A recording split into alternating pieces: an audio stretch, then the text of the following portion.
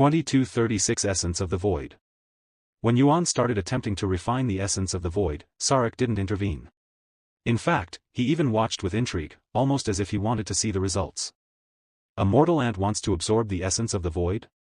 How laughable. Even Eternals with a true eternal constitution struggle to do so. Sarek sneered inwardly.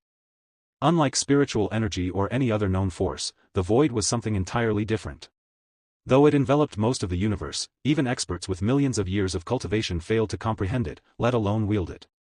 For that reason, the power of the void was regarded as the most difficult and enigmatic path in all of cultivation. This held true even for the Eternals, gods of the universe. While their boundless experience and knowledge allowed them to comprehend the power of the void, refining its essence was an entirely different matter altogether. Because of this, Sarek had been utterly shocked when Yuan claimed he could sense the essence of the void.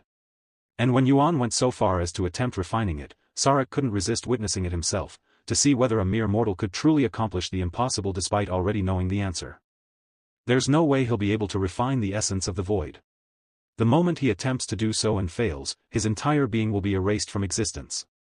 Although this means this mighty Sarek won't be able to kill the mortal ant with his own hands, it'll be worth it. Sarek laughed inwardly. While Sarek watched with excitement and anticipation of his gruesome death, Yuan calmly refined the essence of the void. He's not doing anything to stop me. So he must be confident that I would fail or that I still wouldn't be able to defeat him. Yuan thought to himself after seeing Sarek's reaction. Whatever his reason is, this is beneficial for me, so there's no reason for me to stop here.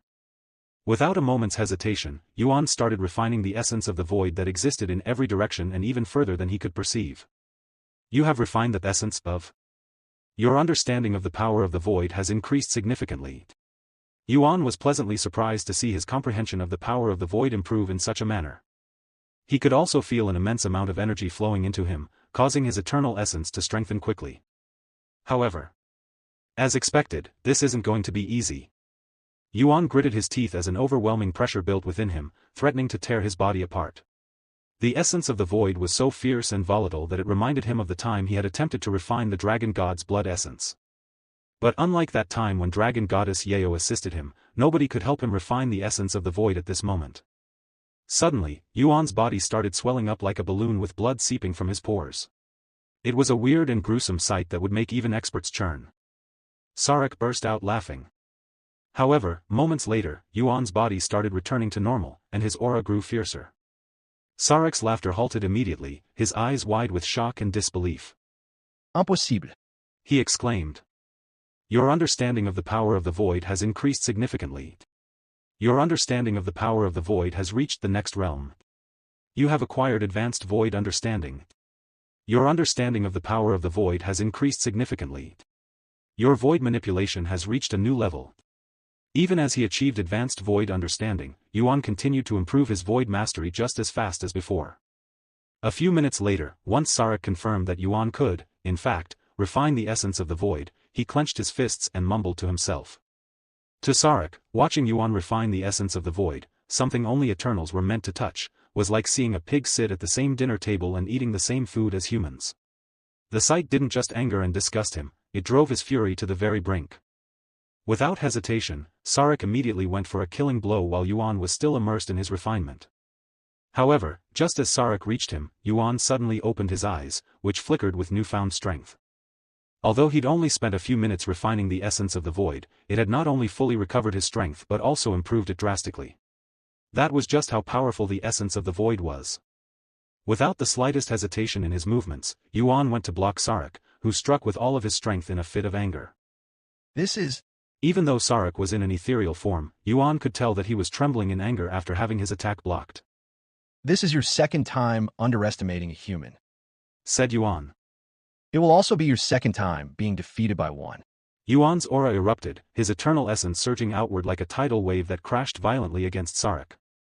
If you think you can defeat this mighty Sarek just because you refined some essence of the void, you're greatly mistaken. This mighty Sarek has been refining the essence of the void for countless years.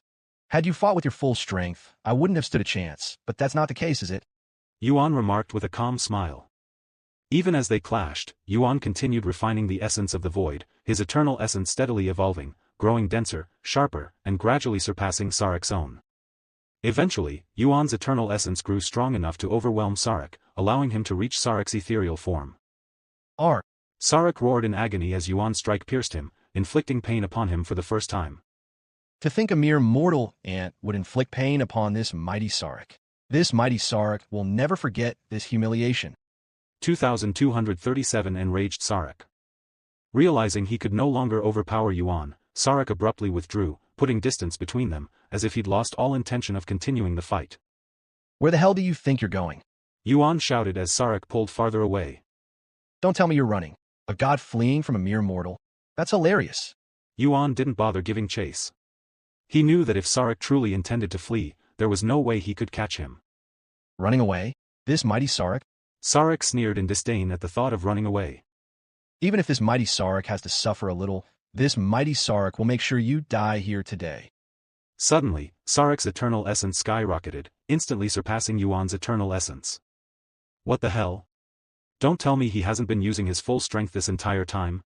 Yuan exclaimed inwardly after seeing Sarek's aura suddenly become nearly twice as strong as before.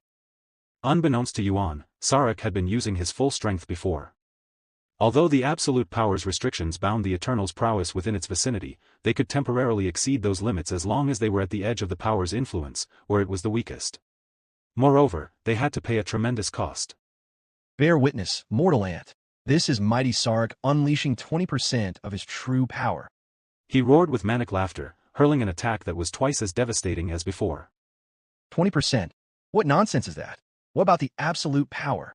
Yuan exclaimed as he channeled as much eternal essence as he could muster to block the incoming strike. Ark.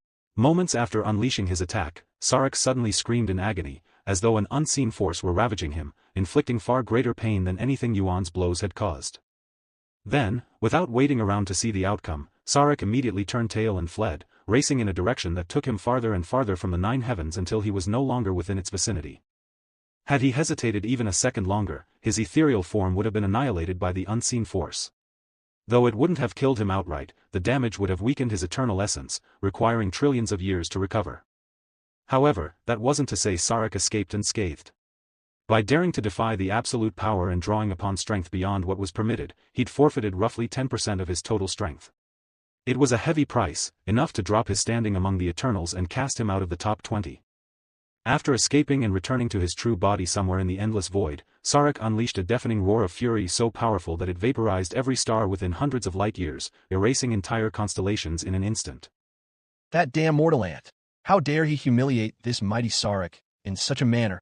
Sarek caused such a disturbance within the void that it attracted the attention of other nearby Eternals, and when they saw that he had weakened, they wasted no time questioning him. Sarek, what happened to your eternal essence? It's so much weaker than before. Who did you fight this time? Can you even call yourself mighty now that you're this weak? Of course, they also didn't hesitate to mock him. Sarek ignored the other Eternals, refusing to entertain them. If they ever discovered that a mere mortal had reduced him to such a pitiful state, he would be mocked and scorned until the end of time. Fortunately for him, Shiva had left before she witnessed everything, and he was sure that Yuan had perished from his final strike. What is this ruckus you've caused in my domain, Sarek? Suddenly, another voice called out to him. Sarek's body tensed up slightly after hearing this voice. No reason at all. He responded, as the voice belonged to an Eternal that he couldn't afford to ignore. So you destroyed all those resources for nothing? Is that what you're telling me? The voice returned, its tone colder than the void itself and dripping with restrained fury. To the Eternals, all of existence was nothing more than a reservoir of resources, something to be refined into essence and consumed for power. Of course, this included the stars Sarek had destroyed in his fury. Sarek offers his apology. Not only did he lower his head in apology, but before this Eternal, Sarek didn't even dare refer to himself as the Mighty Sarek, a title he proclaimed with pride before all others. As for the other Eternals, they left the moment they noticed the presence of this Eternal. After a silence that seemed to stretch across the stars, the voice returned, its tone no longer angry, but tinged with curiosity. Your condition. It was caused by the absolute power, wasn't it? That's. Sarek hesitated to answer. So, even you seek to covet that power for yourself now? Tell me, what for? To define me? The voice said, its tone cold and razor-sharp, like judgment itself. No, that's not it. Sarek swears upon his essence. In that case, you won't mind sharing with me your memories, will you? Sarek fell silent. Of all beings in existence, this was the one he most dreaded discovering his humiliation. Unfortunately, he could not refuse, as it would result in humiliation far worse than what Yuan had inflicted upon him. Go ahead, he said in defeat. In the next moment, a light flickered in the far reaches of the void, first like a distant star, then rapidly expanding, its brilliance devouring the darkness itself. Within moments, the star reached him, and as it got close enough to see, it revealed itself to be the end of a single glowing string. The moment it touched Sarek, it latched onto his body like a divine tether. Several minutes later, the voice returned, its tone laced with amusement and intrigue. A mortal who not only wields our power, but could even refine the essence of the void? How fascinating, how utterly unprecedented. Sarek was dumbfounded by the Eternals' reaction, never before had he witnessed them display such excitement. However, he was also nervous, as he had already slain the very being that had stirred such a reaction. 2238 Unknown Eternal. After reading all of Sarek's memories, the Unknown Eternal withdrew its glowing string from his body and fell silent. It's been so long since I last experienced excitement. I must speak with this mortal who stirred such an emotion within me, said the Unknown Eternal. Sarek's eyes widened with disbelief at the Unknown Eternal's words. But Sarek has already killed that mortal. The Unknown Eternal responded. You left before you could confirm the mortal's death, didn't you? That's correct, but there's no way he could have survived 20% of Sarek's power. It's simply impossible. Sarek refused to believe that Yuan had survived his attack, especially after he'd sacrificed a portion of his own strength to ensure the mortal's destruction. Impossible, you say? That mortal has already defied logic and done the impossible multiple times. Even if there's only a slight chance that the mortal is alive, I'm willing to bet on that chance. After all, it's not like there's anything else for me to do right now. Sarek was speechless. I was going to punish you for destroying my resources, but since you have made such an exciting discovery, I'll forgive you this time, said the Unknown Eternal. Sarek sighed in relief after hearing this. There were very few things, enough to count with one hand, that Eternals feared in this universe, and this Unknown Eternal was one of them. As for the reason, it was pretty simple. This Unknown Eternal possessed such overwhelming strength that it could instill fear in other Eternals. Sarek is grateful, he said. The Unknown Eternal no longer spoke, almost as if they'd left. Sure enough, Sarek could feel the Unknown Eternal's presence getting further and further away. While one might assume that the Unknown Eternal could reach Yuan's location swiftly, in truth, it would take many years to traverse such an immense distance, even with its prowess and the power of the void.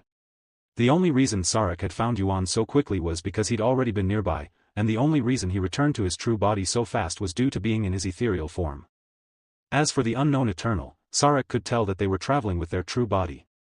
Meanwhile, after Sarek had left, Yuan poured all of his power into defending against Sarek's attack, which contained 20% of his true prowess. Unfortunately, there was simply no way he could completely defend it, and the most he could do was weaken it and hope for the best. As for trying to avoid it, the attack was as massive as a star, making evasion impossible unless his power of the void reached a certain level that allowed him to travel through the void. Right before the attack reached him, Yuan activated the Robes of Destruction's ability. Dragon of Destruction's ultimate chaos activated. When Sarek's attack finally struck, the Robes of Destruction absorbed as much of the energy as it could. Afterward, the unthinkable happened. Despite being said to be indestructible, it shredded into countless pieces and was reduced to nothing.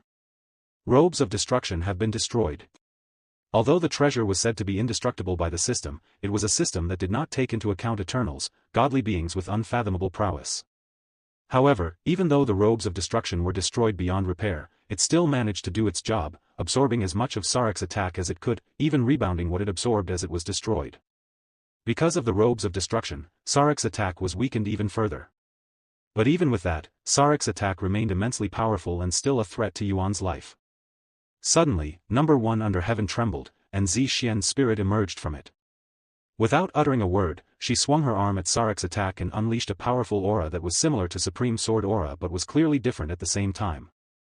The sword energy clashed with Sarek's attack and managed to endure for a full second before being destroyed. After unleashing her attack, Zi Xian quietly returned to Number 1 under heaven and immediately went into a deep slumber after exhausting all of her energy. Although Zi Xian couldn't stop Sarek's attack, she managed to weaken it some more. After Zi Xian disappeared, Dragon God's vengeance appeared of its own will, and Goddess Yeo emerged from it. She cast a quick glance at Yuan before turning toward Sarek's attack, her mouth opening wide. In the next instant, a radiant beam erupted forth, piercing through Sarek's assault like a needle tearing through silk. Sarek's attack dispersed like mist for a fleeting moment before reforming, but its strength had drastically weakened. What once carried the might to annihilate even a cultivation god with ease was now weak enough for Yuan to defend against it. Yuan said as dragon goddess Yeo disappeared alongside the dragon god's vengeance. Now that Sarek's attack was weak enough, Yuan faced it with what little eternal essence he had left before leaving the rest for his physique to deal with. Eternal Constitution, incomplete, activated. Eternal Constitution, incomplete, has refined Sarek's essence. Through Sarek's essence refinement, your understanding of eternal essence has improved drastically. In the midst of blocking the attack with his bare body after exhausting his eternal essence, Yuan actually started to refine the attack, turning it into his own power. Since he'd already refined Sarek's powers once, he was able to do so again with much more ease. Some time later, Sarek's attack had vanished, and Yuan drifted motionlessly through the void, his body battered and bare. Every inch of him ached, and even the slightest movement felt impossible. Young master, are you okay? Feng Yuxiang emerged from his dantian and immediately began applying medicine to his body, pouring various expensive elixirs all over his body. Xiaohua also appeared and started transferring spiritual energy into his body. I'm Fine. He said calmly. My body isn't injured, just drained. I pushed myself past my limits and exhausted too much eternal essence. It's not something medicine can heal. Give me some time, and I'll be able to move again soon. Okay. Feng Yuxiang nodded with teary eyes. Yuan fell silent, his gaze drifting into the endless void, eyes distant as if searching for something beyond its darkness. I'm still too weak. He suddenly mumbled. You're not weak. Xiaohua said. She's right, young master.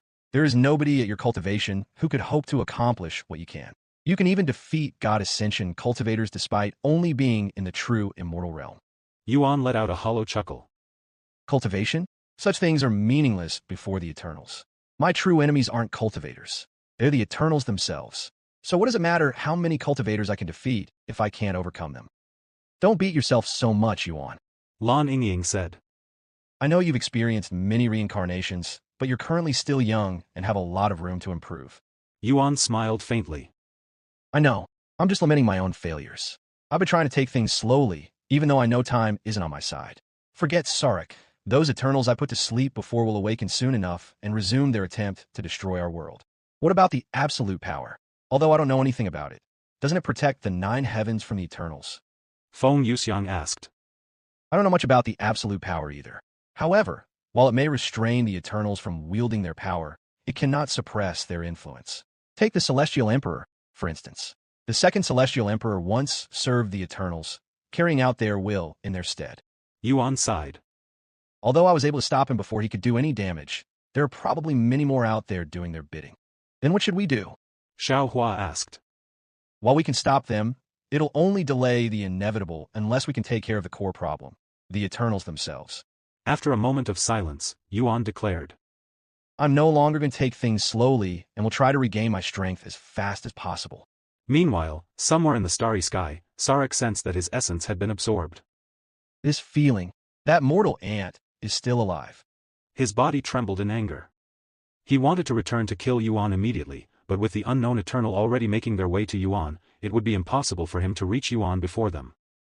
Moreover, even if he somehow managed to reach Yuan first, he would definitely incur the unknown Eternal's wrath if he killed Yuan while knowing that they were interested in him. That said, he had no intention of giving up. After pondering for a moment, Sarek remembered something and thought of an idea to deal with Yuan without incurring the unknown Eternal's wrath. That's right. Those Eternals, trying to acquire the absolute power, are using the mortals to do their bidding. This mighty Sarek can do the same and let them slaughter that wretch in his stead. Even though it meant he wouldn't personally deliver the killing blow, Sarek no longer cared. All that mattered now was seeing Yuan dead. 2,239 reinforcements. It took several days, but Yuan finally recovered enough to move his body. It's a pity the robes of destruction got destroyed, but it served its purpose perfectly. Yuan gathered its scattered pieces and tossed them inside his spatial ring. The treasure was destroyed beyond recognition, and its material was no longer usable. Still, Yuan decided to keep what remained. Over the last several days, Yuan contemplated how he should prepare for his next fight with the Eternals. If I want to fight Eternals without my treasures breaking left and right, I will need to create treasures that can handle Eternal Essence and surpass Celestial Grade. Unfortunately, Shiva, who was supposed to lead him to the Eternal capable of teaching him the Eternal's crafting techniques, had vanished without a trace, leaving Yuan with no choice but to find another way to learn. He would have gone to meet the sealed Eternal if he had known their location, but Shiva never told him the location. Suddenly, Yuan recalled the sealed Eternal within the Heavenly White Tiger clan's territory. Since I was able to release Shiva from her seal, I should be able to release that Eternal, too. However, he wasn't certain if it was wise to approach another Eternal so soon. After all, he just fought one and barely escaped with his life. In the end, Yuan decided to wait a little longer before returning to unseal the Eternal. He wanted to be more prepared just in case the Eternal had ulterior motives. Since I am already here, I might as well continue advancing my power of the void and strengthen my eternal essence at the same time. Thus, Yuan started cultivating in the void. You have refined the essence of. Your understanding of the power of the void has increased significantly. A few days later, Yuan sensed his comprehension of the power of the void teetering on the edge of a breakthrough.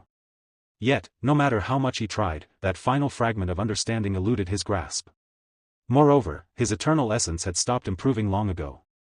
Just like his cultivation, which required his physique to advance before further improvement was possible, there was a limit to how much eternal essence Yuan could absorb at his current level. Unlike cultivation, however, refining more eternal essence demanded that he first strengthen his soul strength rather than his physique. However, Yuan was still satisfied with his progress. Even though his cultivation was still only at the true immortal realm, if he used his chaotic essence, true dragon awakening, and eternal essence, he could fight on par with a cultivator at the 9th level of God Ascension.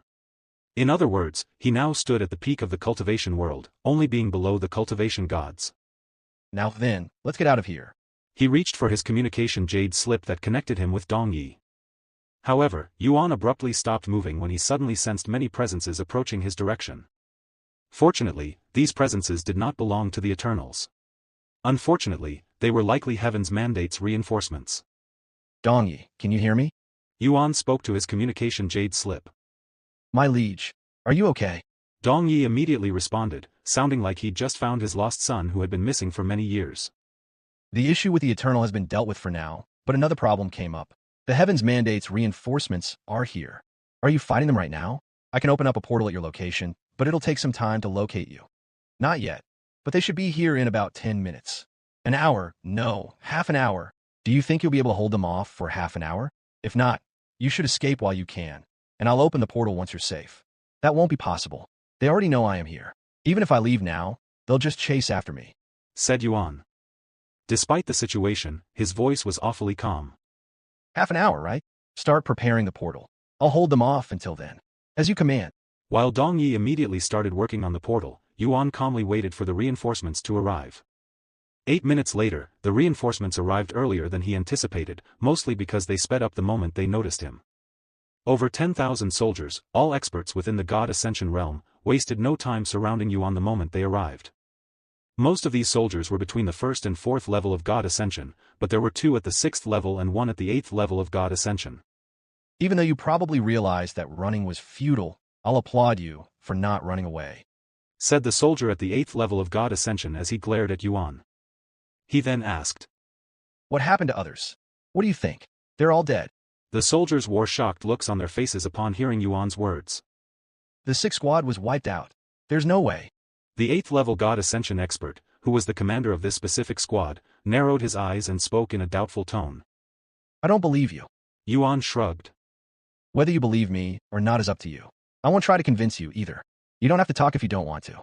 There are plenty of ways to make someone talk, anyway, said the commander, his voice as cold as ice. We can do this the easy way or the hard way. Which do you prefer? Yuan smiled. How scary. Are you sure you're soldiers of the Celestial Emperor and not gangsters? The hard way, huh? The commander muttered before shouting out loud. Squad Leader Guang. Squad Leader Guang present. One of the soldiers with a 4th level God Ascension cultivation base moved forward, stepping out of the formation. Cripple this little bastard and bring him before me. As you command. The next moment, Squad Leader Guang charged at Yuan with a wide grin on his face. 2240 The power of void manipulation. Let's not make this any more difficult than it has to be, said Squad Leader Guang as he reached Yuan. Extend your arms and offer your limbs to me. If you struggle, I might accidentally cut more than I was ordered to. Yuan calmly looked at the squad leader and said. Aren't you even the slightest bit curious why I am the only one alive when everyone else is dead? What? Squad leader Guang frowned at his words. Now that Yuan mentioned it, he definitely found it odd that a mere true immortal survived, while everyone else had supposedly perished. Yet, when the squad leader examined Yuan with divine sense, he couldn't find anything out of the ordinary about him. Hell, even the clothes Yuan wore were ordinary clothes. I'll give you the same warning I gave to the last group. Yuan suddenly said. Leave if you don't want to die. That's not possible, said squad leader Guang. I don't know what happened to the 6th squad or how you killed them, but it won't work on our 2nd squad, as we're not only stronger, but we have more experience than they do. Yuan shrugged and said. In that case, cut my limbs if you can. Yuan suddenly extended his arms outward, almost as if he were asking to be handcuffed. Squad leader Guang narrowed his eyes suspiciously. Something felt off about the situation, but he had no time to ponder. Without hesitation, he took out his sword and swung it at Yuan's arms with the intent to cut them. However, the instant his sword struck Yuan's arm, it was violently repelled, and the squad leader felt as though he had just hit a slab of metal. What the? Squad leader Guang looked at his mythic-grade sword with wide eyes and a confused face. The other soldiers who also witnessed it were just as puzzled. What's wrong? I thought you were going to cut my limbs. Yuan's voice resounded, snapping the squad leader out of his daze. Although he didn't understand what had just happened, he still went for a second strike. This time, he enveloped his sword with enhanced sword aura and swung it with all of his might. The sword struck Yuan's arm once more, but this time it didn't rebound. Instead, it simply stopped, frozen in place, unable to pierce even a fraction of his skin. Impossible. Squad leader Guang exclaimed in shock. What a pity. Yuan shook his head. I gave you 2 chances, but you still squandered them. Now it's my turn. Hearing Yuan's words, squad leader Guang subconsciously retreated, his body soaked in cold sweat. After retreating from Yuan, he noticed that Yuan was now holding a sword, as if it had materialized from thin air. Just as squad leader Guang exhaled in relief for having pulled back in time, a strange sensation crept up from beneath him, causing him to look down. When he looked down and saw the massive sword gash across his chest, squad leader Guang's eyes widened in utter disbelief. When the hell did he cried inwardly. Yuan suddenly called out to him. When the squad leader lifted his head to look, Yuan swung his sword in his direction, which startled him a bit. However, they were miles apart, and Yuan didn't seem to have employed any techniques. What are you? HHH. In the midst of his sentence, the squad leader screamed in agony as the sensation of being slashed by a sword assaulted him. He looked down again, and this time, he was horrified to find all 4 of his limbs severed. That power, the power of the void. The commander of the 2nd squad exclaimed, his voice trembling with disbelief. And to strike from such a distance, he must have reached advanced void understanding. A true immortal with advanced void understanding. That's ridiculous. Heavens, who the hell is that bastard? The soldiers couldn't fathom how an immortal could attain something even a cultivation god would struggle to achieve. In fact, fewer than 10 individuals have ever reached such a realm since the primordial era. This is a good chance for me to test out my void manipulation, Yuan thought to himself. Squad leader Guang, retreat. The commander suddenly shouted. Without hesitation, the squad leader immediately started flying back to the formation. And where do you think you're going? However, Yuan didn't allow it and struck again using void manipulation. When Yuan swung his sword, it seemed to the soldiers as though he were striking nothing but empty air. Yet, in the next instant, squad leader Guang's body split cleanly in 2, almost as if he'd been attacked by a ghost. This bastard. The commander trembled in anger. 2nd squad, kill that bastard and avenge squad leader Guang. The soldiers hesitated for a brief moment before they started charging at Yuan. Over 10,000 soldiers closed in from every direction, yet Yuan didn't appear the slightest bit concerned. With a calm smile, Yuan began slashing his sword in rapid succession, each motion as effortless as breathing. With every swing, soldiers fell where they stood, perishing without even realizing they had died. Without at least a basic grasp of the power of the void, evading or blocking his strikes was simply impossible. In other words, the soldiers were no different than sitting ducks at this moment, and the only advantage they had over Yuan was their numbers. By the time they reached him, Yuan had killed over 1,000 soldiers. Kill that bastard. Don't give him a chance to use void manipulation. The soldiers charged at Yuan, bombarding him with martial techniques. Seeing this, Yuan used void manipulation on himself, disappearing into the void. Where did he go? The soldiers started looking around frantically. A few seconds later, Yuan reappeared behind one of the soldiers and beheaded him before he could react. He's over here. One of the nearby soldiers warned the others. However, Yuan disappeared into the void again before they could take any action. Although Yuan could only traverse short distances with his current mastery of the power of the void, it was more than enough to throw the soldiers' formation into complete chaos. Congratulations, you have finished listening to the current content.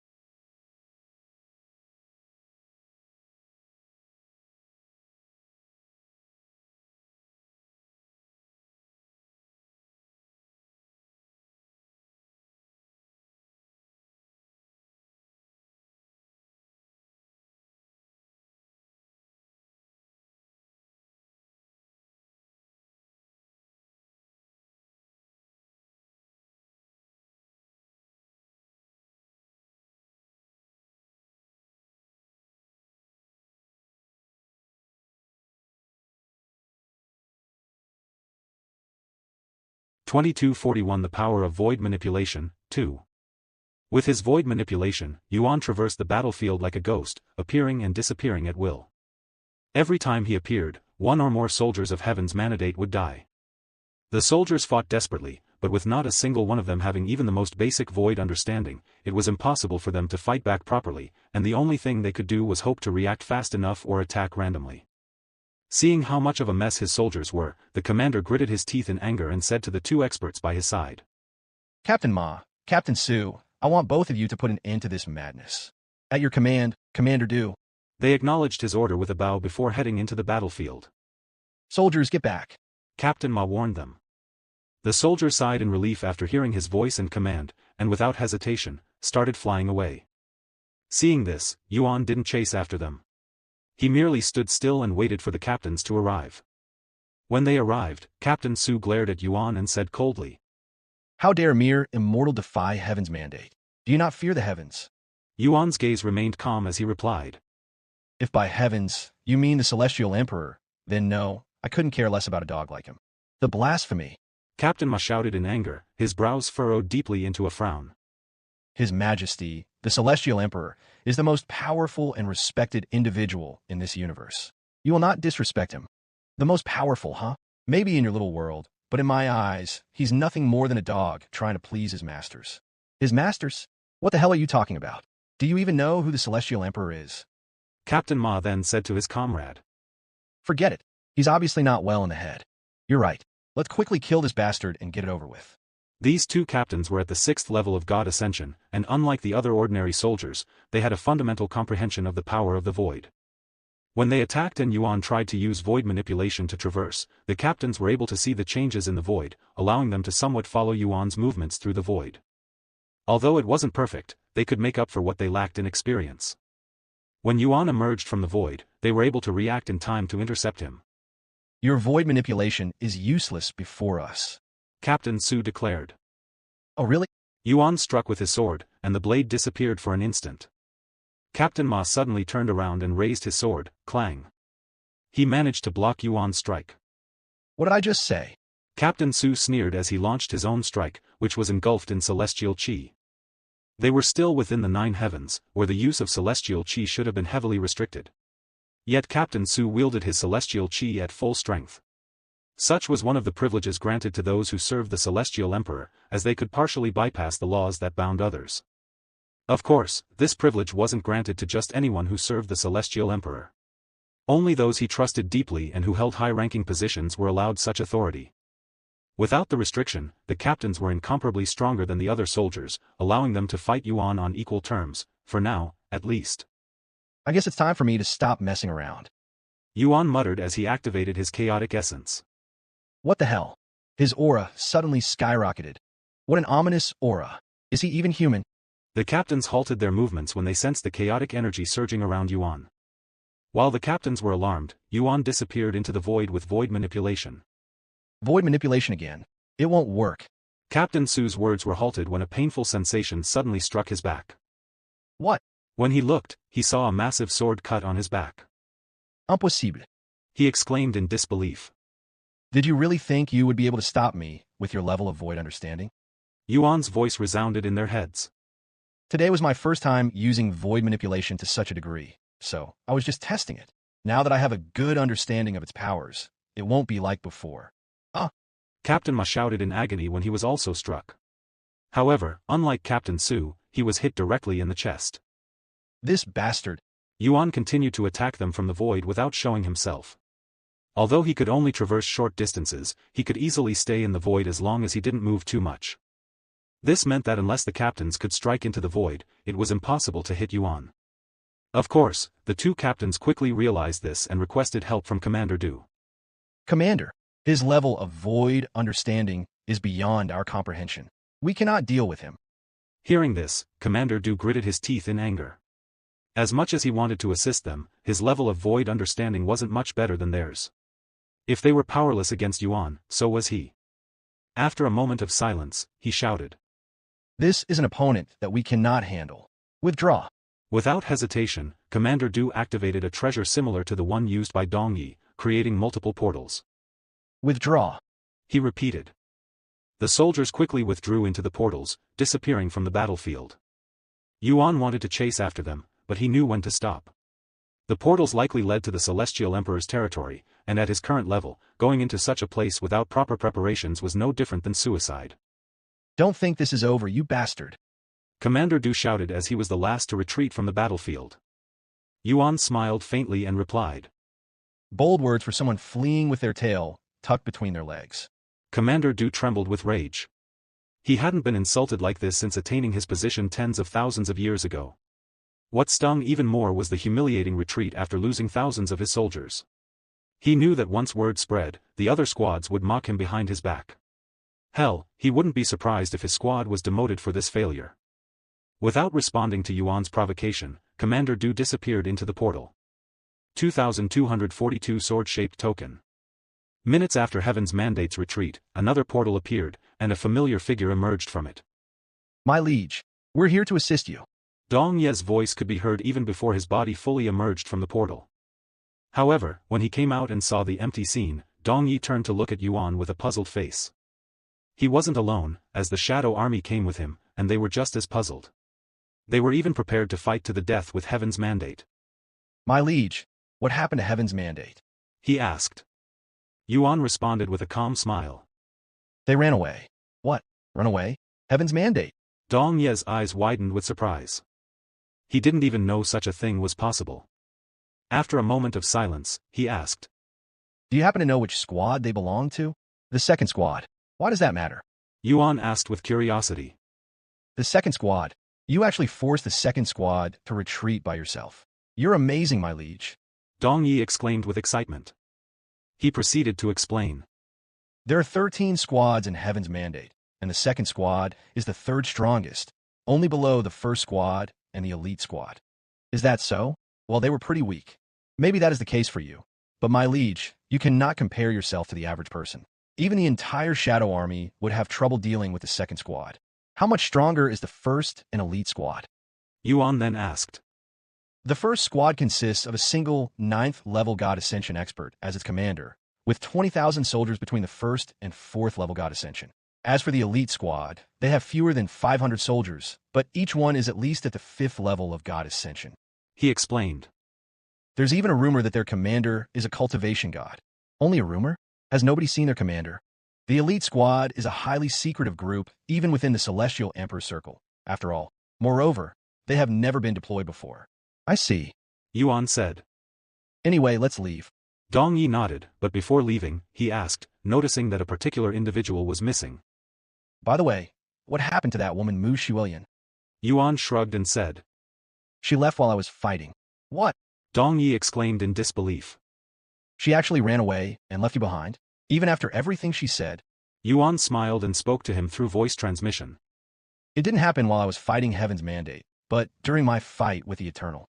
Things were looking very bad at the end, so I don't really blame her for leaving. That's even worse. To think she'd abandon you during your fight against a god. I thought she was a god too. She may be an Eternal, but she doesn't have her true body, and without it, there's no way she could fight against another Eternal. Anyway, let's leave before more reinforcements arrive. They left through the portal shortly after and regrouped with the Azura clan. Master Tion, you're back. Xiao Meilin smiled brightly upon his return. How was the fight against the Eternal? Xiao Tsangming asked with a curious gaze. You won't believe who I fought, said Yuan. Xiao Tsangming raised an eyebrow and asked. Who? The same bastard who tried to steal the spirit tree and injured you. What? Yuan proceeded to recall the whole event to them. Even though that bastard was only using 10% of his strength, I was barely able to defeat him. When he used 20% of his strength, I was powerless even after refining the essence of the void. I still have a long way to go. What are your plans now? Xiao Tsangming asked. I need to regain my original strength as fast as possible. To do that, I'll need to find whatever my previous incarnations left behind. Xiao Tsangming then said. In that case, I have something for you.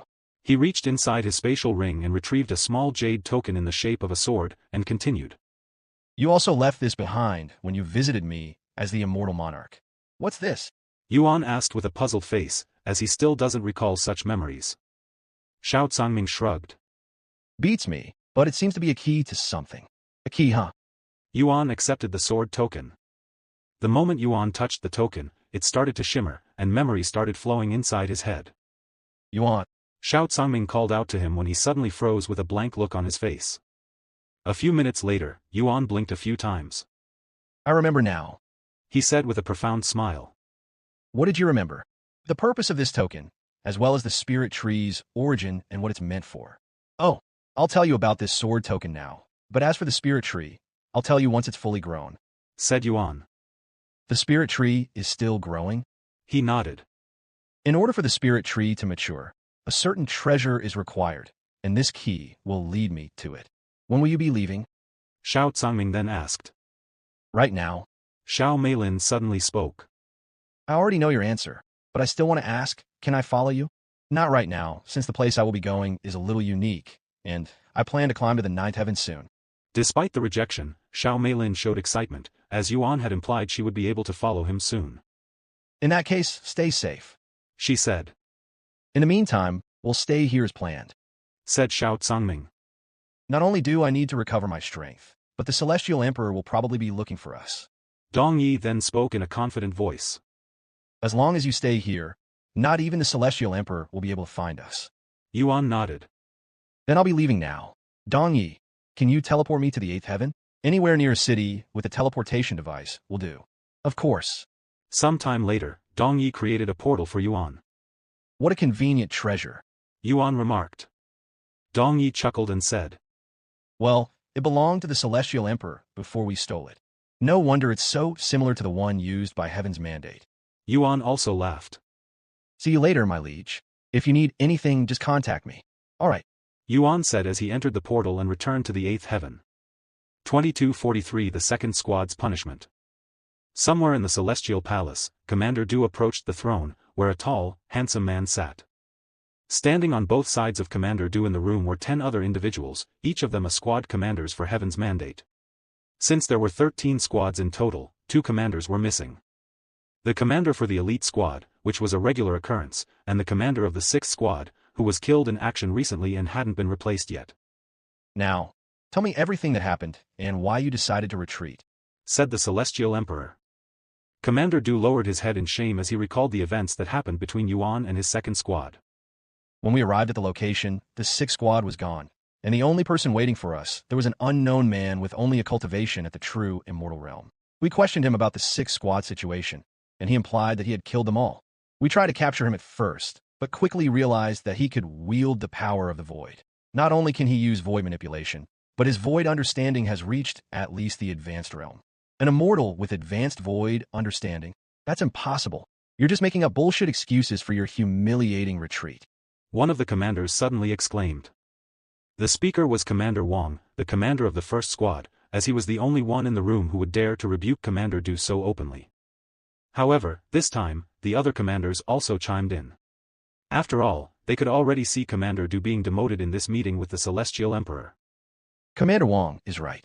How can a true immortal even grasp the power of the void, much less reach the advanced level? Said the commander of the 7th squad. In my entire life, I only know 3 individuals who have managed to grasp basic void understanding while they were still in the immortal realm, and they were all monsters. Said the commander of the 3rd squad. If you're going to create a story, at least make it more believable. The commander of the 10th squad shook her head. Are you sure this individual was even a true immortal? Asked the commander of the 8th squad. Commander Du trembled in anger at their remarks, and he snapped at them. How dare you mock me before His Majesty, the Celestial Emperor? I am not lying or making excuses. I'm simply telling it as it is. Enough.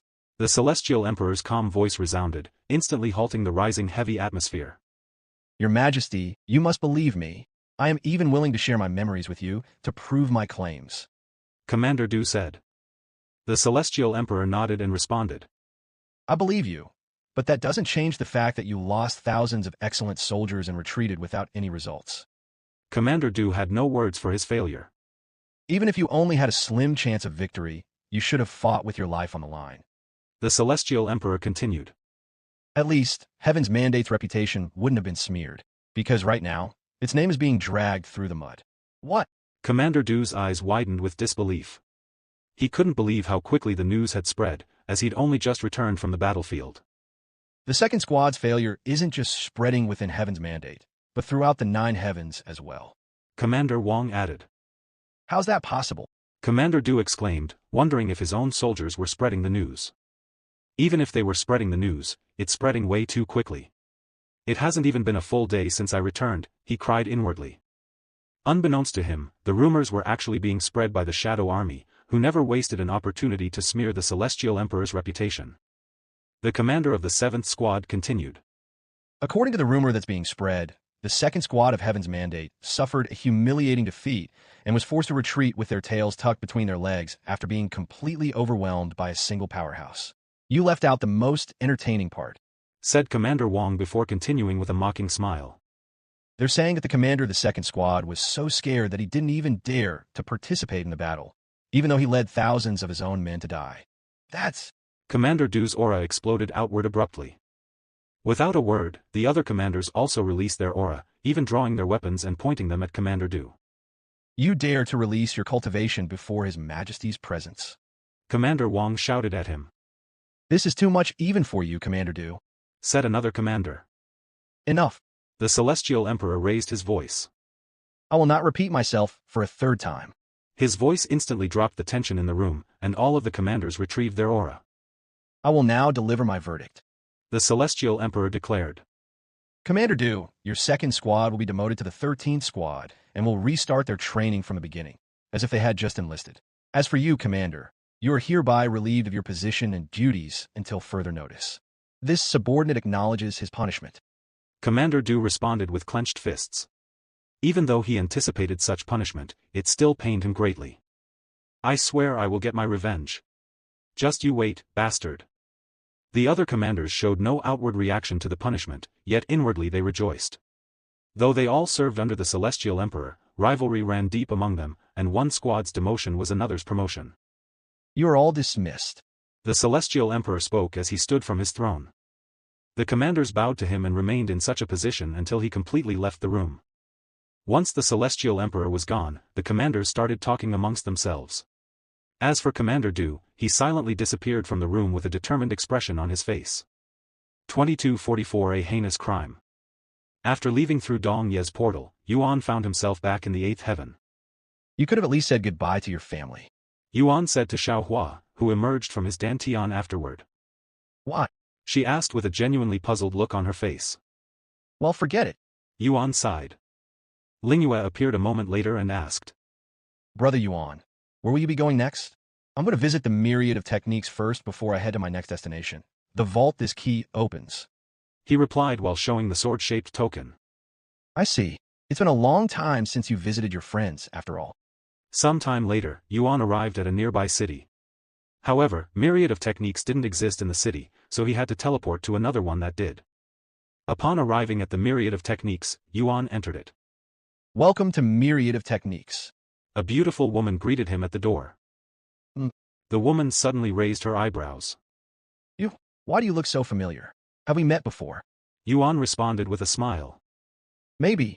What's your name? Yuan. Yuan. Yuan. The woman exclaimed with a shocked look on her face, and she started analyzing him from head to toe. No way. I can sense immortal chi emitting from you. But that's only possible for those who have entered the immortal realm. She muttered in a dumbfounded voice. That's because I am at the immortal realm. A true immortal, to be precise. He said. The woman's jaw dropped, leaving her mouth wide open. It's been a while, Miss Zhu. How have you been? Yuan suddenly greeted her. This woman was Zhu Yueying, someone he met during his first visit to the myriad of techniques. You're really, Yuan? Zhu Yueying muttered in disbelief.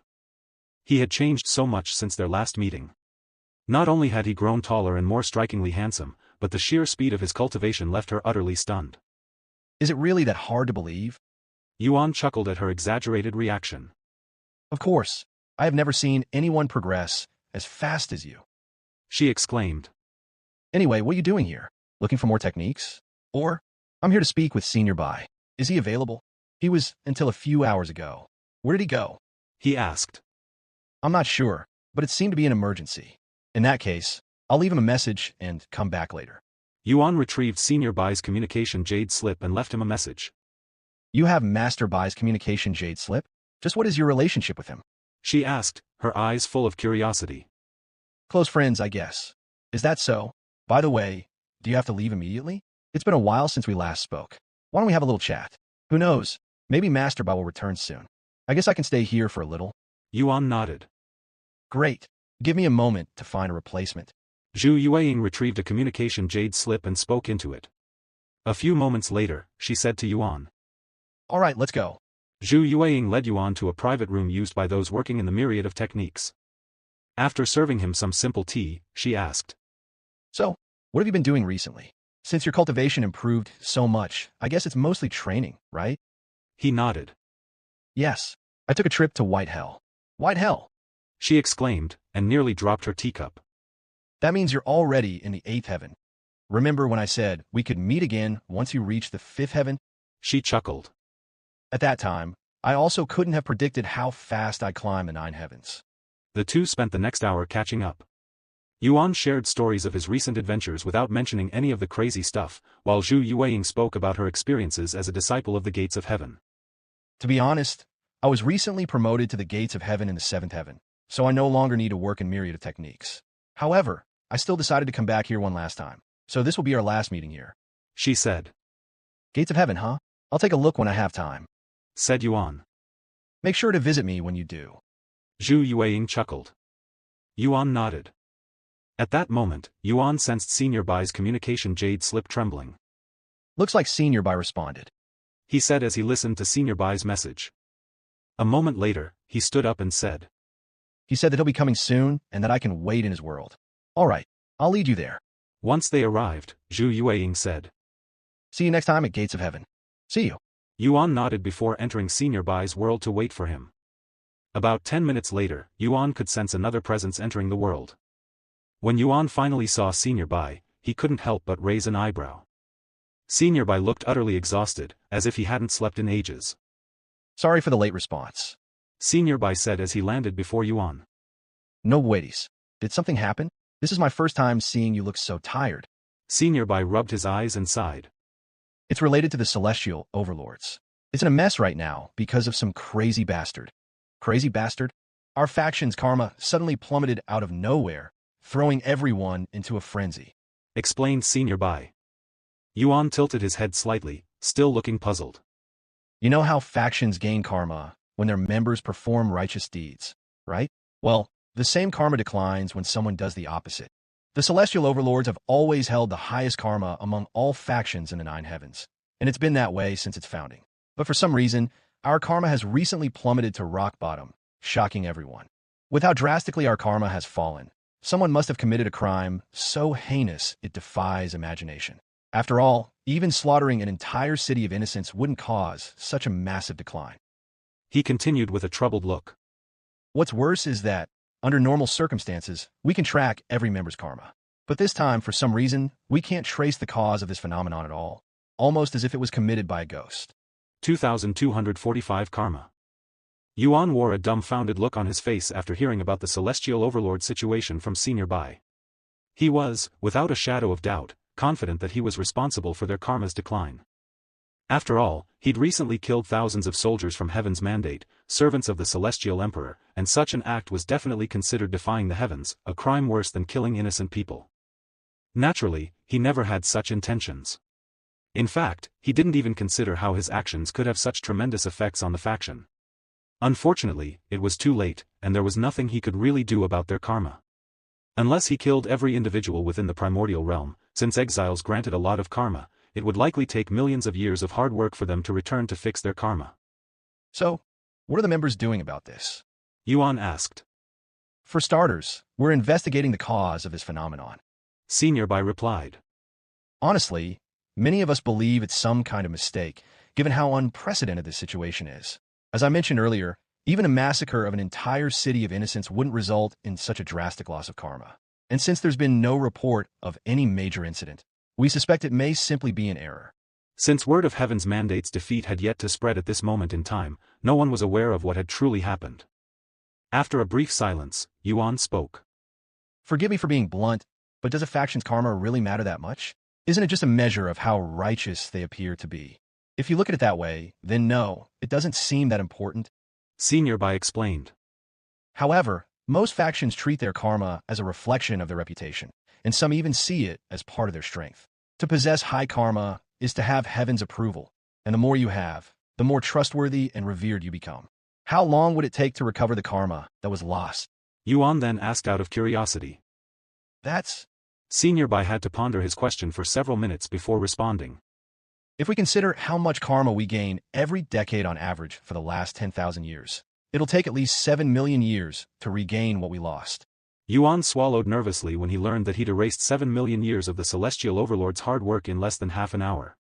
So Yuan subconsciously apologized. Why are you apologizing? It's not like you're responsible, right? Senior Bai looked at him with narrowed eyes. I just felt like apologizing, Yuan said with a stiff smile. Despite his close relationship with Senior Bai, Yuan couldn't bring himself to reveal the truth. It wasn't a matter of trust, he simply didn't want to drag the old man into his troubles. Yuan knew that even if Senior Bai learned the truth, he wouldn't place any blame on him. Senior Bai sighed. Anyway, that's our current situation.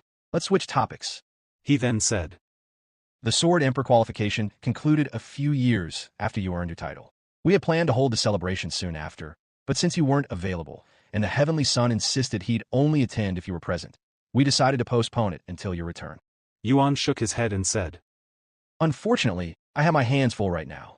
I also plan to climb to the 9th heaven soon. Senior Bai pondered for a moment before replying. Well, we've already delayed the celebration this long. Waiting a little longer won't hurt.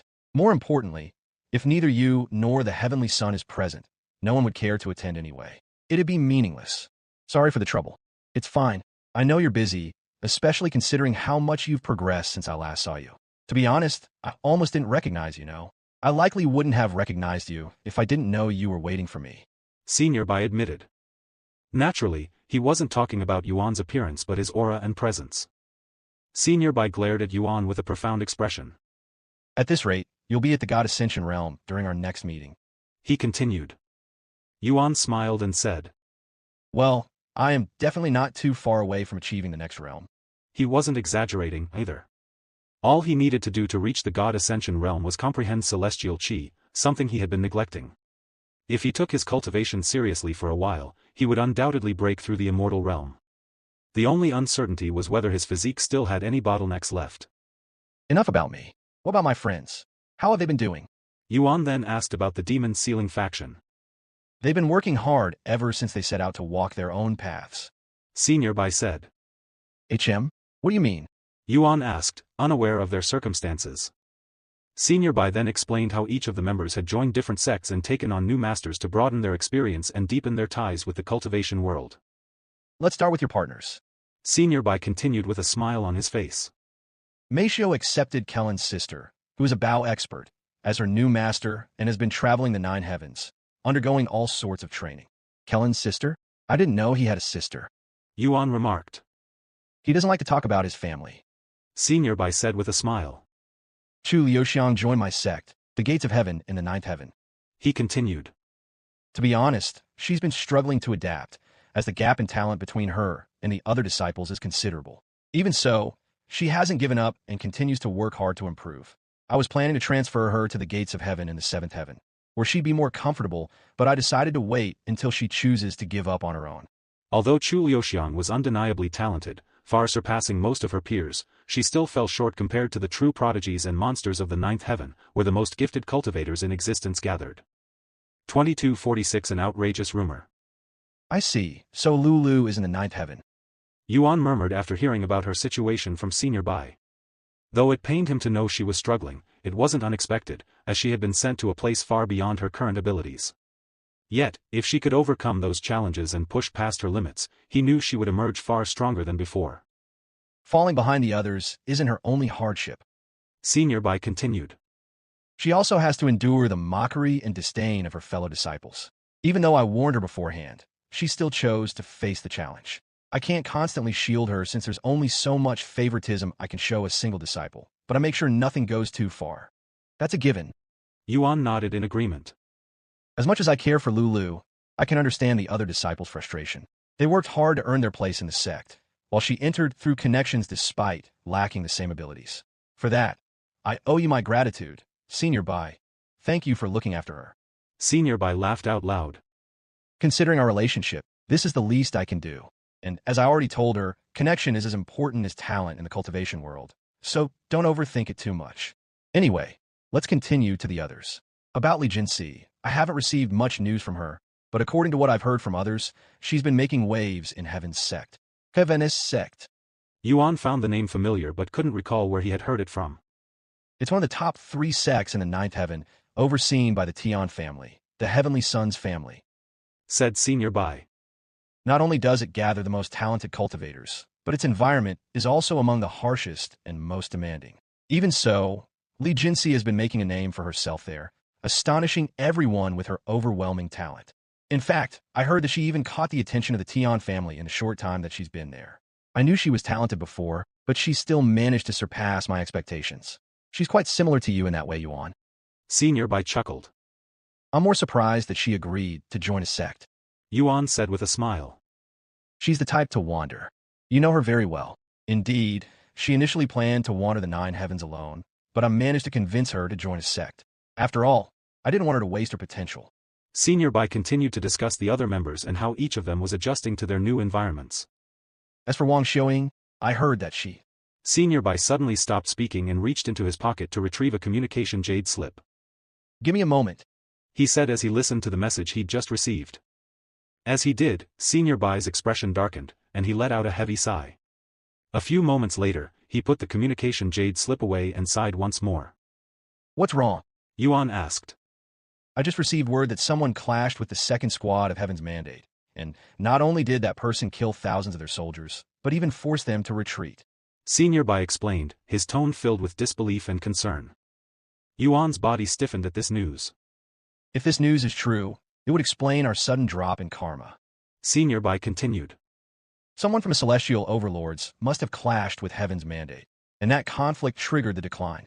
With that said, it still doesn't make any sense. Senior Bai slammed the table in frustration. How can a single person force the entire 2nd squad to retreat? Even if all of the celestial overlords work together, they still wouldn't be able to achieve such a feat, let alone the rest of the members. This is something that would only be feasible by a cultivation god, but we don't have such a powerhouse in the faction. Yuan remained silent as Senior Bai expressed his frustration, cold sweat soaking his back. So what happens now? Yuan eventually asked. There's nothing we can do until we confirm the information. Senior Bai replied. However, if it turns out to be true, Heaven's mandate will likely make the first move. Sorry, but I have to leave now. Yuan nodded. No waities. Let's continue once everything is calmed down. After saying their goodbyes, Senior Bai left, and Yuan returned to the myriad of techniques. Did you speak with Master Bai? Zhu Yueying asked him. Yes, I did. Then did you ask about the situation? I hope it's nothing too serious. Yuan wore a bitter smile on his face as he responded. It'll sort itself out. If not, I'll do something about it. You will. Zhu Yueying stared at him with wide eyes. He nodded. Anyway, I'll be leaving now. All right, don't forget to visit me at Gates of Heaven when you have the chance. Of course. With that, Yuan left the myriad of techniques. Zhu Yueying also decided to end her work there and left shortly after. Meanwhile, after returning to the Celestial Overlord's headquarters, Senior Bai went straight into a meeting with the other Celestial Overlords and Overlords present. So, has everyone heard the news about Heaven's mandate? Chang Qingyun was the first to speak once everyone had gathered. Of course, but it's an outrageous rumor and pure nonsense, said one of the other Celestial Overlords, a handsome man with long, dark green hair. Besides a cultivation god, who is capable of forcing the second squad to retreat. They're the Celestial Emperor's third most powerful force with over 10,000 god ascension experts in their formation. Right? Nobody is stupid enough to believe such nonsense. Someone else remarked. Ignoring whether it's even possible, if we consider our current situation, doesn't it make sense? Someone suddenly spoke up. I can't imagine any other scenario that would cause our karma to plummet so drastically. The room fell silent at these words. 2247 Portrait of the Culprit. The idea of someone from the Celestial Overlords clashing with Heaven's mandate was hard to believe. Yet, when they considered the current circumstances and the timing of events, it somewhat made sense. Even so, despite how neatly the pieces fit together, it was still an absurd conclusion, one so far-fetched it bordered on impossible to believe. After all, unless the entire Celestial Overlords fought together, it was simply impossible for them to overpower the second squad of Heaven's mandate. There's no point in overthinking it, Su Jiechi suddenly said. Whether our drop in karma is connected to Heaven's mandate or not, we'll find out soon enough. How can you stay so damn calm in a situation like this? Do you have any idea how much damage this incident has caused to our faction's reputation? It hasn't even been a full day, and we've already become a laughingstock. The green-haired Celestial Overlord snapped at her. Su Jiechi shifted her gaze toward the green-haired man and spoke. Calm? Do I really look calm to you, Liu Yutsong? Her eyes narrowed, and she revealed the immense killing intent and anger she had been hiding within, sending shivers down his spine. I don't care who or how, but the bastard responsible for tarnishing this faction, my father's legacy will wish they were never born. This includes anyone who's trying to take advantage or covet it. Her warning wasn't meant just for the one responsible for the loss of their karma, but a warning to those opposing her in the faction, mainly the other Celestial Overlords currently fighting to gain control of the faction. The green-haired Celestial Overlord, Liu Yutsong, couldn't ignore her blatant threat and retorted. Aren't you ashamed of yourself? Constantly using the founder's name to your advantage? You call him your father, yet you're not even related by blood. That alone isn't the issue. The problem is that there's no proof he ever adopted you. In other words, anyone could claim to be his child. Rather than getting angry at his remark, Su Jiechi merely sneered. If you doubt my claim, then you can go ahead and ask Senior Tian Xianling, one of my father's closest friends and also the co-founder of this faction. Liu Yutsong frowned. Tian Xianling, the Celestial Doctor? Can her words even be trusted when she abandoned the Celestial Overlords? He sneered. What the hell do you know about the Celestial Doctor? Chang Qingyun suddenly interjected. She left because she was disappointed in what the faction has become, because of bastards like you and him. Chang Qingyun shot a cold glare at Liu Yutsong and the Celestial Overlord sitting beside him, an elderly man with a gleaming bald head and a long white beard that trailed all the way to the floor. At first, the old man appeared to be asleep, his eyes fully shut. But then he suddenly spoke, his voice calm and aged. This old man must agree with Overlord Chang. If not for the Celestial Doctor, I wouldn't be alive today. Are you seriously siding with them, old man Bai?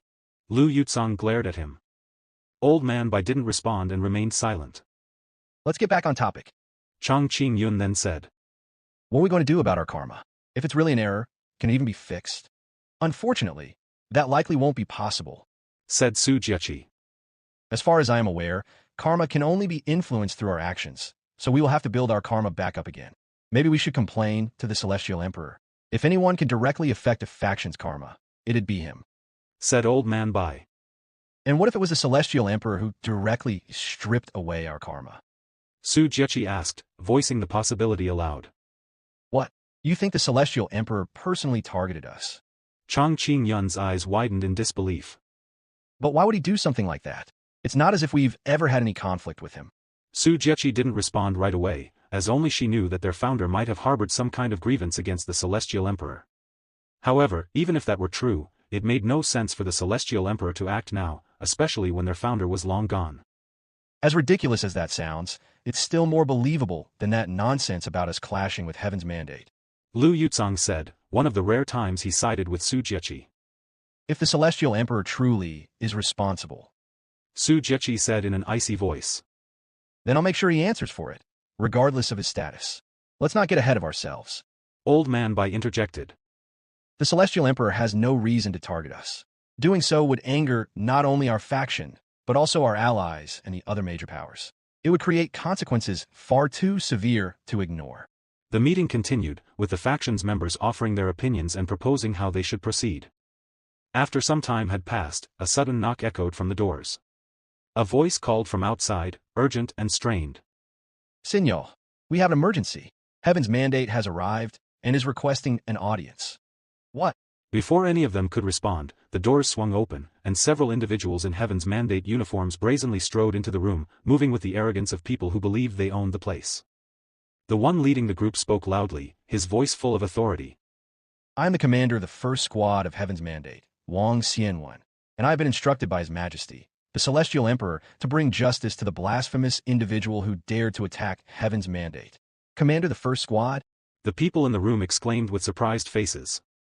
Does this mean the rumors of the second squad being attacked were true? Su Jiechi rose to her feet and approached the squad, a deep frown creasing her face. I don't care who you are. What gives you the right to barge in uninvited? Do you take our headquarters for your own home? Commander Wang replied calmly. I am aware that our conduct is improper, but we are pressed for time. I must ask for your understanding. He turned to the others and continued. As you've likely heard, there's a rumor circulating about someone attacking the second squad of Heaven's mandate. That rumor is true, and until now, we were unaware of the attacker's identity. Shortly after the incident, the Celestial Overlord's karma plummeted.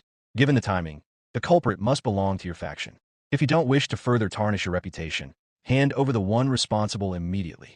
The room immediately fell silent, and the atmosphere became heavy as the members exchanged looks with each other.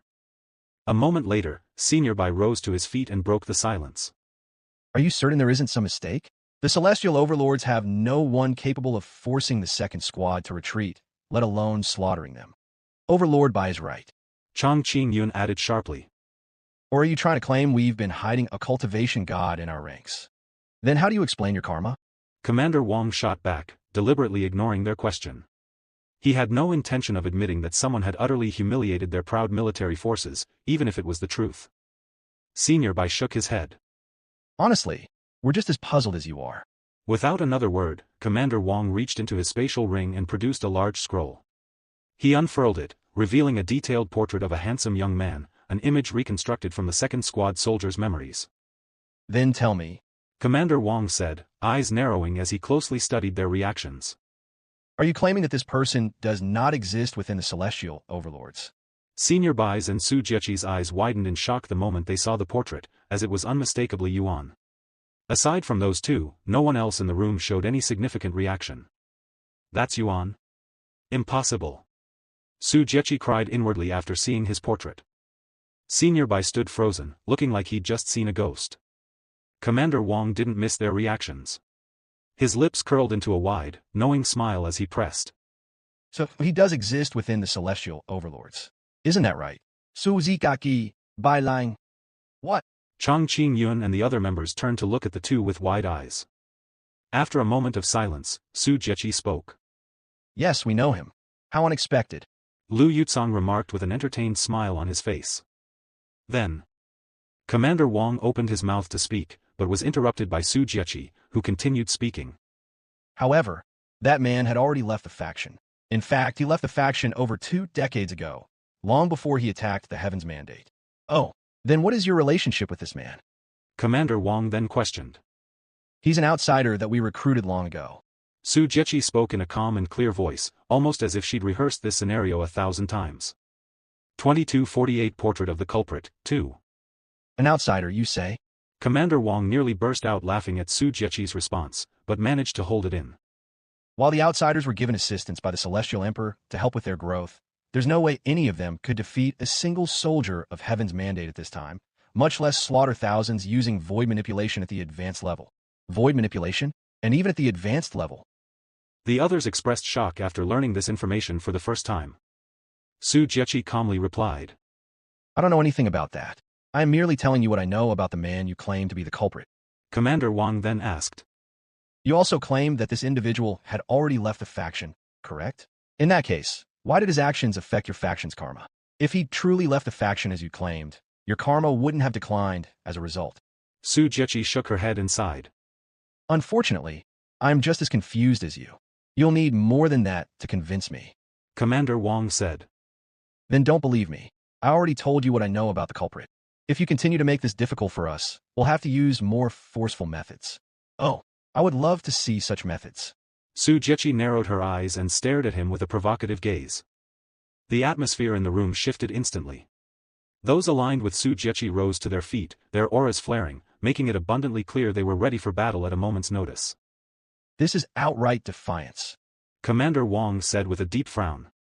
And since I'm acting under the Celestial Emperor's orders, your resistance is no different from defying the Celestial Emperor himself. As much as he wanted to pressure Su Jiechi into revealing everything, he was clearly at a disadvantage in numbers. Moreover, even if her behavior was undeniably suspicious, he couldn't simply arrest her, as she was an enormously influential figure in the Nine Heavens, and doing so would provoke outrage from countless individuals. Commander Wong suddenly shifted his focus to Senior Bai and spoke.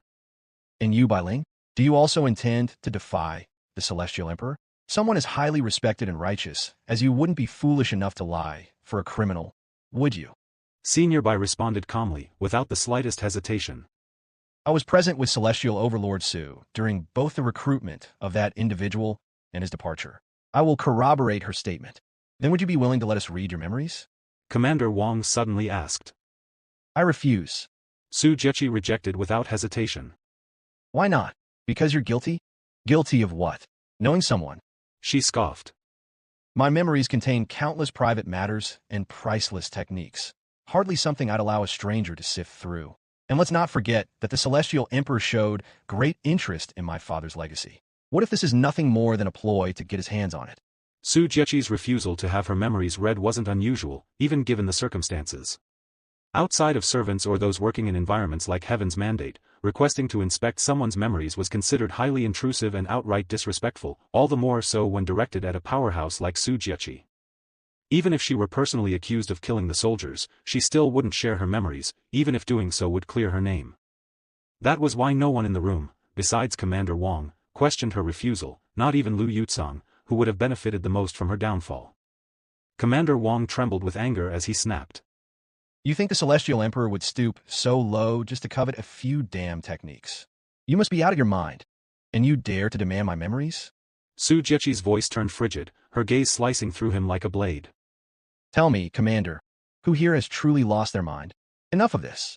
Old Man Bai suddenly interjected. Lady Su and Old Bai are not the type to lie, especially when it concerns the integrity of the Celestial Overlords. I cannot fathom either of them fabricating a story for someone who has tarnished our reputation, regardless of any prior connection. I agree. Chang Qingyun said. Moreover, you've provided no proof that the man in your portrait was responsible for anything. If you refuse to take our word for it, why should we accept yours? Commander Wong fell silent for a long moment before responding. Very well. Since I only came here to investigate and nothing more, I shall retreat for now and report back to the Celestial Emperor first. He turned around and began walking toward the exit. If I were in your shoes, I'd make sure to find the criminal before it's too late, he said before leaving with his soldiers. The room became dead silent after Heaven's Mandate left. So, care to explain yourselves? Lu Yutsang broke the silence and immediately started questioning the two again. Unlike Commander Wong, I won't leave this alone until I find out the truth. Su Jiechi turned to him and said. I have nothing more to add. Everything I told the commander is the truth. I recruited him early on because I saw potential in him, but he chose to leave for his own reasons. That's difficult to believe, but given your reputation, I'll take your word for it. He scoffed. The question now is where that little rat is hiding. Clearly, he never truly left the faction if his actions affected our karma. We need to find him before Heaven's mandate returns, since they'll definitely show up prepared next time. Old Man Bai nodded and said, The simplest way to draw out a rat hiding in its hole is to flush it out by force. We can perform a mass recall and verify every member's identity. That might take a while, but it'll definitely help us find him. Chang Qingyun said, agreeing with the plan. Congratulations, you have finished listening to the current content.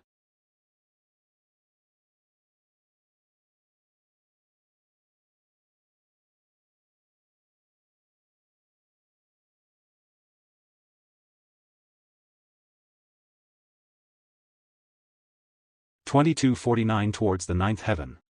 To make this fair, we'll verify every single member, regardless of their status or when they joined. Chang Qingyun continued. After all, there's a chance this individual is in disguise or has assumed the identity of an existing member. Sound good? We'll start from those at the highest position and work our way down. Old Man Bai said. Do I need to prove my identity? Su Jiechi suddenly asked. No, I think you're fine. Of course you do. Lu Yucong interrupted Chang Qingyun. It wouldn't be fair to the rest of the members if we, the leaders, don't do it first. Led by example, right? Su Jiechi didn't argue with him and said. Then let's do it right now. I'll even go first. Are you in a hurry to go somewhere? Lu Yucong stared at her with narrowed eyes and a provocative smile. Isn't it obvious? I need to find that outsider to question him. She said. Are you sure you're not trying to hide him? Think how bad it'd look for you if you left now. Old Man Bai said. Moreover, we're not even prepared to begin the investigation. Added Chang Qingyun. After a moment of silence, Su Jiechi said. Very well. I will remain here until every member has been verified. She walked back to her seat with her usual calmness, though the faint irritation on her face was impossible to miss. Some time later, Old Man Bai spoke. Let's begin by recalling our members. Since Lady Su insists on going first, we'll start with the ones recruited under her banner. Every celestial overlord possessed a unique symbol they could pass down to their recruits. Anyone recruited by those recruits would also fall under that same banner, belonging to the celestial overlord who initiated the chain. And as their leader, the celestial overlord could give them direct commands. I'll recall my members first, then. Su Jiechi nodded. Make sure you do it right there, where we can see everything. Lu Yucong said. Without hesitation, Su Jiechi ordered all members under her banner to return to the celestial overlord's headquarters. Once such a command was issued, her subordinates were obligated to comply. Anyone who failed to return within a certain time would be flagged. If someone was occupied and unable to return immediately, they only needed to acknowledge the order. Doing so would grant them additional time to comply. While the members under Su Jiechi's command started making their way to the headquarters, the others prepared for the verification, which required many pills and treasures. Meanwhile, Su Jiechi spoke to Senior by using voice transmission. What do you think? Could Yuan really be responsible? Senior Bai sighed. I don't want to believe it, but it's very likely that he's involved. He proceeded to reveal that he'd met with Yuan right before the meeting started, as well as their conversation. He told her about Yuan's odd response to the news and that he'd randomly apologized afterward. However, he was only at the true immortal realm when I saw him. I cannot fathom how he managed to defeat the second squad of Heaven's Mandate with his level of cultivation. Commander Wong mentioned void manipulation. If Yuan had really achieved advanced void understanding, then it might be possible. Su Jiechi said. I know he's good at defying logic, but there should be a limit. I also don't understand why he'd even fight with Heaven's Mandate. Senior Bai shook his head. The others in the room were aware of Su Jiechi and Senior Bai speaking to each other via voice transmission, but nobody tried to stop them, allowing them to talk in private. I'm sure he has a good reason. Despite the situation, Su Jiechi held faith in him. Of course, this was heavily due to Yuan being Tian Ningxia's reincarnation. Where is Yuan right now? She then asked. I don't know, but he did say that he would be ascending to the ninth heaven soon. I see. What should we do about Yuan? Knowing him, he probably hid the truth, so we wouldn't be dragged into this or be directly involved, but I don't know what we should do now. Senior Bai said in a perplexed tone. On one hand, he wanted to trust Yuan, yet on the other, the uncertainty left him unsettled. And while he didn't feel betrayed, he was definitely disappointed. I will send someone to find him. Su Jiechi said. I'll decide what to do once I hear the story from his point of view. All right. Time continued to pass, and one by one, the faction members under Su Jiechi's banner gathered at the headquarters in response to her command. None of them truly understood the situation, but they were certain it was connected to their sudden loss of karma. Once enough members had gathered, Su Jiechi explained the situation to them in full, leaving many of them dumbfounded. I understand that this is highly irregular, She said, her tone calm yet firm. but the circumstances are unprecedented, so I ask for your understanding and cooperation. Although the members were irritated by the situation, none of them blamed Su Jiechi. Instead, their anger was directed at Heaven's mandate and its brazen behavior.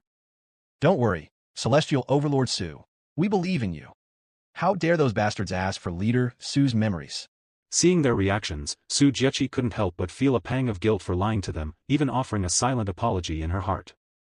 However, this was how much she valued and trusted Yuan, whom she firmly believed to be Tianjing's reincarnation.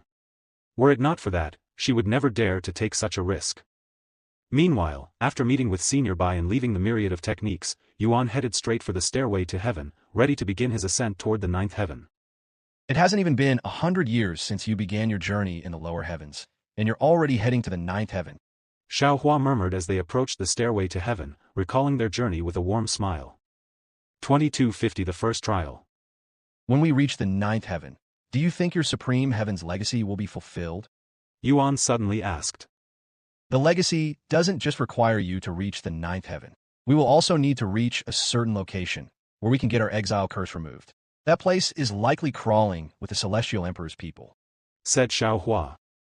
so we can only get rid of the curse ourselves, huh? Yuan mumbled as they arrived before the stairway to heaven. Yuan had expected crowds of cultivators eager to challenge the stairway to heaven, yet to his surprise, the area was completely deserted. Unbeknownst to him, the stairway could now only be attempted during designated periods, a rule that hadn't existed in the past, leaving him entirely unaware. This meant that nobody would be able to enter the stairway to heaven even if they wanted to sneak inside. However, Yuan wasn't just anyone. As the master of the stairway to heaven, he could easily enter even if the Celestial Emperor had placed restrictions on the treasure. Without thinking too much about it, Yuan jumped straight to the top of the staircase with a single smooth movement. Tianer, open up. He said out loud. The stairway to heaven immediately answered his will and opened its doors. Once he stepped inside, Yuan was greeted by Tianer. Welcome back, Master. What will you be doing today? She asked with a respectful bow.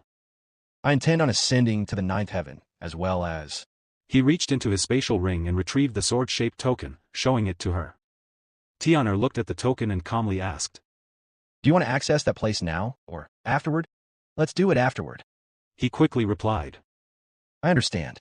Then shall I start your trial now? He nodded. Go ahead. Tianer gave him another bow before disappearing into the void. Soon, the darkness started to transform, and a large platform appeared beneath him. When you're ready to begin, say I am ready out loud. Tianer's voice resounded. Yuan took a deep breath and said loudly. I am ready. In the next instant, Yuan's vision blurred, and his scenery changed. Meanwhile, Xiao Hua and the others watched from the spectators' room as usual. I wonder what kind of trial the young master will have to deal with this time, considering that it took him a few years to complete the last one, and this one being his final trial in the stairway to heaven. It should be quite difficult. Feng Yuxiang muttered out loud as she watched with anticipation. What happened during the last trial? Lingyue asked out of curiosity, as she was asleep at that time and missed it. He fought with the Great One during his last trial. Feng Yuxiang replied. Then he'll probably fight the Celestial Emperor for this one. Xiao Hua remarked. You have started your first trial in the stairway to heaven. Once the trial began, Yuan found himself in a vast and deserted plain, surrounded by tall grass, distant mountains, and powerful, inhuman presences. A formidable force had seized control of the desolate continent and transformed it into the Giant's continent. Investigate the continent's situation. The desolate continent? Yuan mumbled after reviewing the trial details. This was the first time that he wasn't given a clear goal. He looked around. Sure enough, the environment looked like the desolate continent. If I am on the desolate continent, then this formidable force is likely... A certain individual with an overly friendly smile surfaced in Yuan's mind. Kulis. He mumbled this individual's name. After he and Ren Xia freed Kulis from the immortal confinement dungeon, he vanished like a ghost, leaving no trace of his existence for over 100 years. Then, one day, rumors surfaced from the desolate continent of a monstrous being with a colossal body who proclaimed himself its new ruler and slaughtered all who dared defy him. This individual was obviously Cultivation, who had returned and decided to claim the desolate continent for some reason. Cultivation, having pushed his great mammoth body refinement to its absolute limit, had become a near-unrivaled titan, an existence capable of slaughtering immortals with nothing but his bare hands.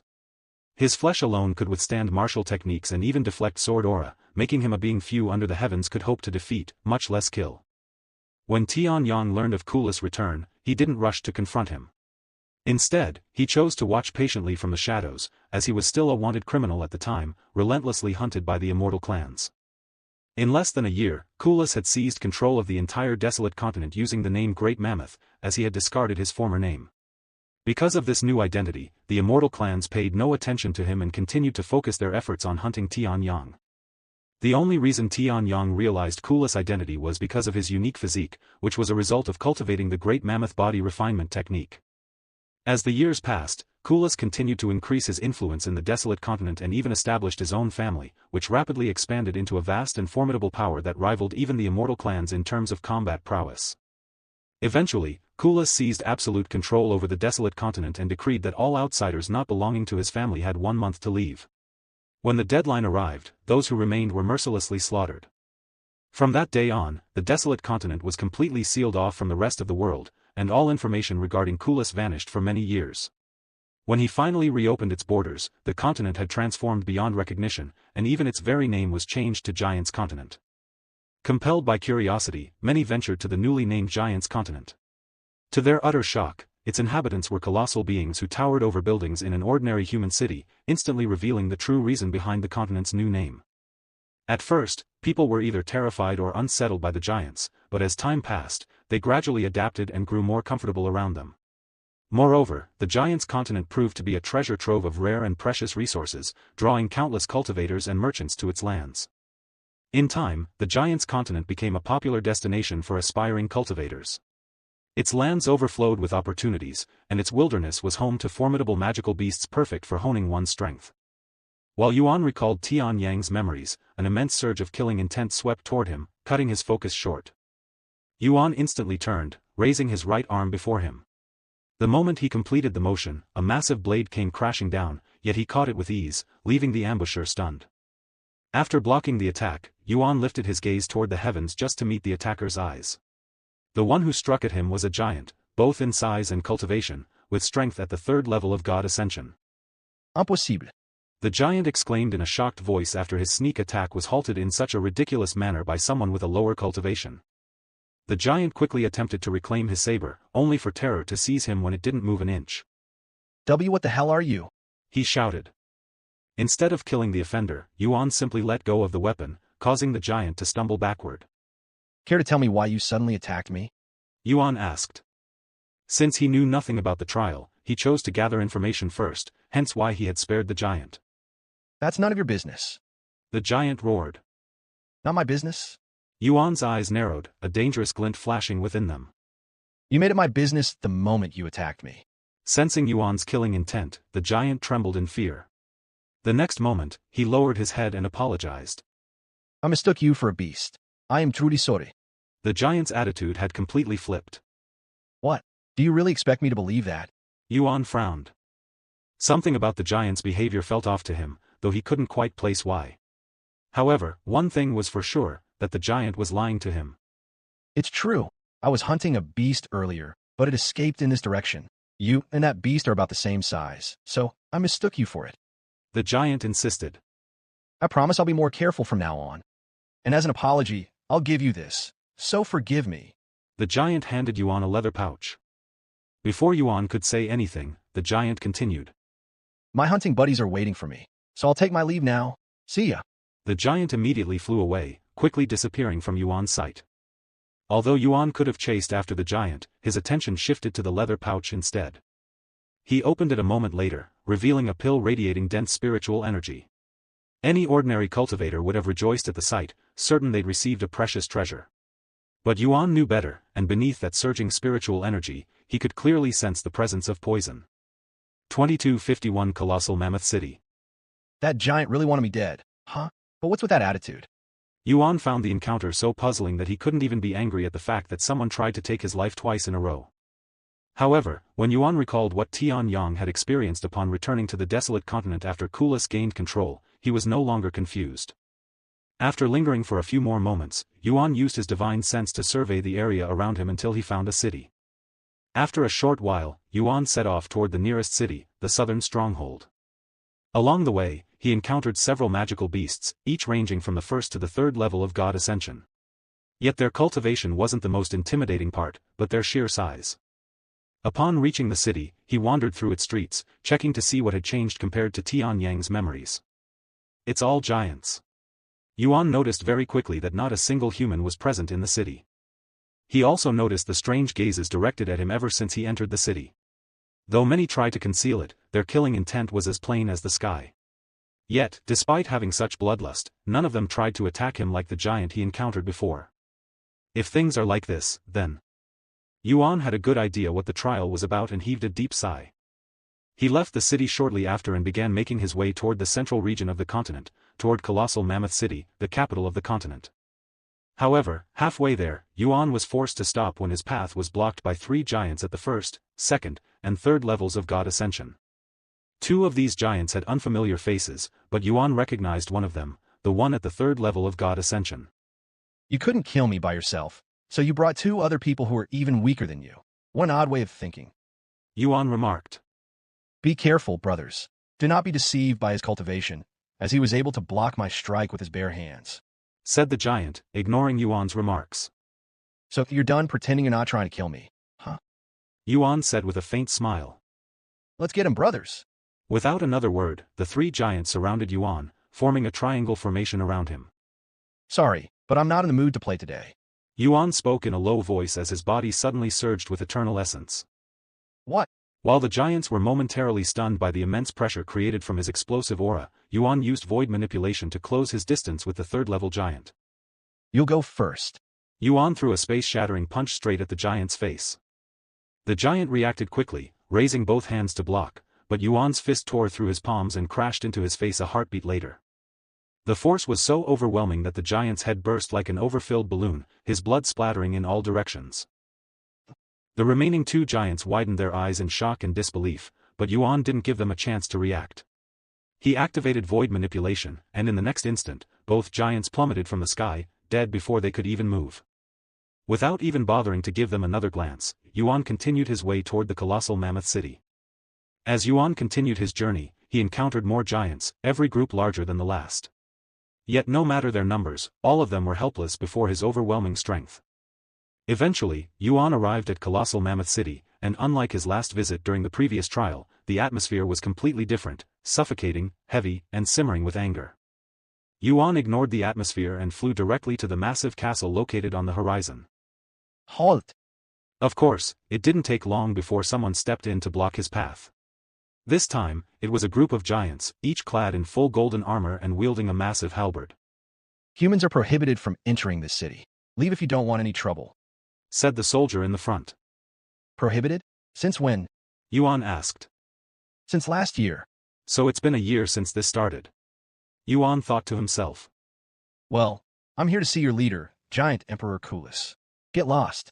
You're not even worthy to utter his name, let alone meet him. Just tell Kulis that his rival is here. Instead, the soldiers raised their weapons, pointing them at him. Yuan sighed. Then, he took a deep breath before releasing a powerful voice that echoed through the city. Kulis, is this how you greet an old friend? Get your ass out here before I drag you out myself. This crazy bastard. The soldiers exclaimed with shocked expressions. He's gonna get us killed. We must hurry and kill him before. A powerful presence suddenly descended, interrupting the soldier. Yuan raised an eyebrow at the presence. Although it was familiar, it didn't belong to Kulis. Soon, a figure came into view. Yuan narrowed his eyes slightly at the approaching beautiful woman with golden hair and emerald eyes and murmured. CMA. It was Kulis' youngest daughter. Princess. The soldiers greeted her. Please don't worry, we'll deal with him right. No need. She interrupted. Let him through. He's an acquaintance. The soldiers stared at her with wide eyes, but they didn't dare to defy her order and acknowledged it. Once the soldiers left, CMA, with a nonchalant look on her face, said to Yuan. Follow me. Where's Kulis? Yuan asked as he followed. Father is a bit busy right now. Why did you come here, Senior Tion? Am I not allowed to visit an old friend? Xia Mei looked at him with a pondering gaze. Did you encounter other giants on your way here? She then asked. I have. Did they do anything weird to you? If by weird you mean trying to kill me, then yes, they were acting quite weird. Saw the... She sighed. Care to tell me what had happened to this place? In a bit. She said with a slight nod.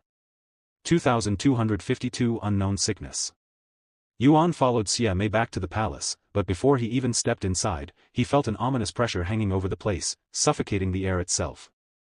Sensing that strange pressure, Yuan silently confirmed his suspicions about the trial and mentally prepared himself. A short while later, Xia Mei stopped before a room sealed behind a pair of grand doors. Before we proceed, I must warn you about something. Xia Mei turned to face Yuan with a solemn look on her face. The Emperor, my father, he might attack me. Yuan interrupted. Xia Mei's eyes widened at his words. How did you? Xia Mei didn't say anything, and after a moment of silence, quietly nodded her head. I'll let you meet my father now, she said as she opened the massive doors.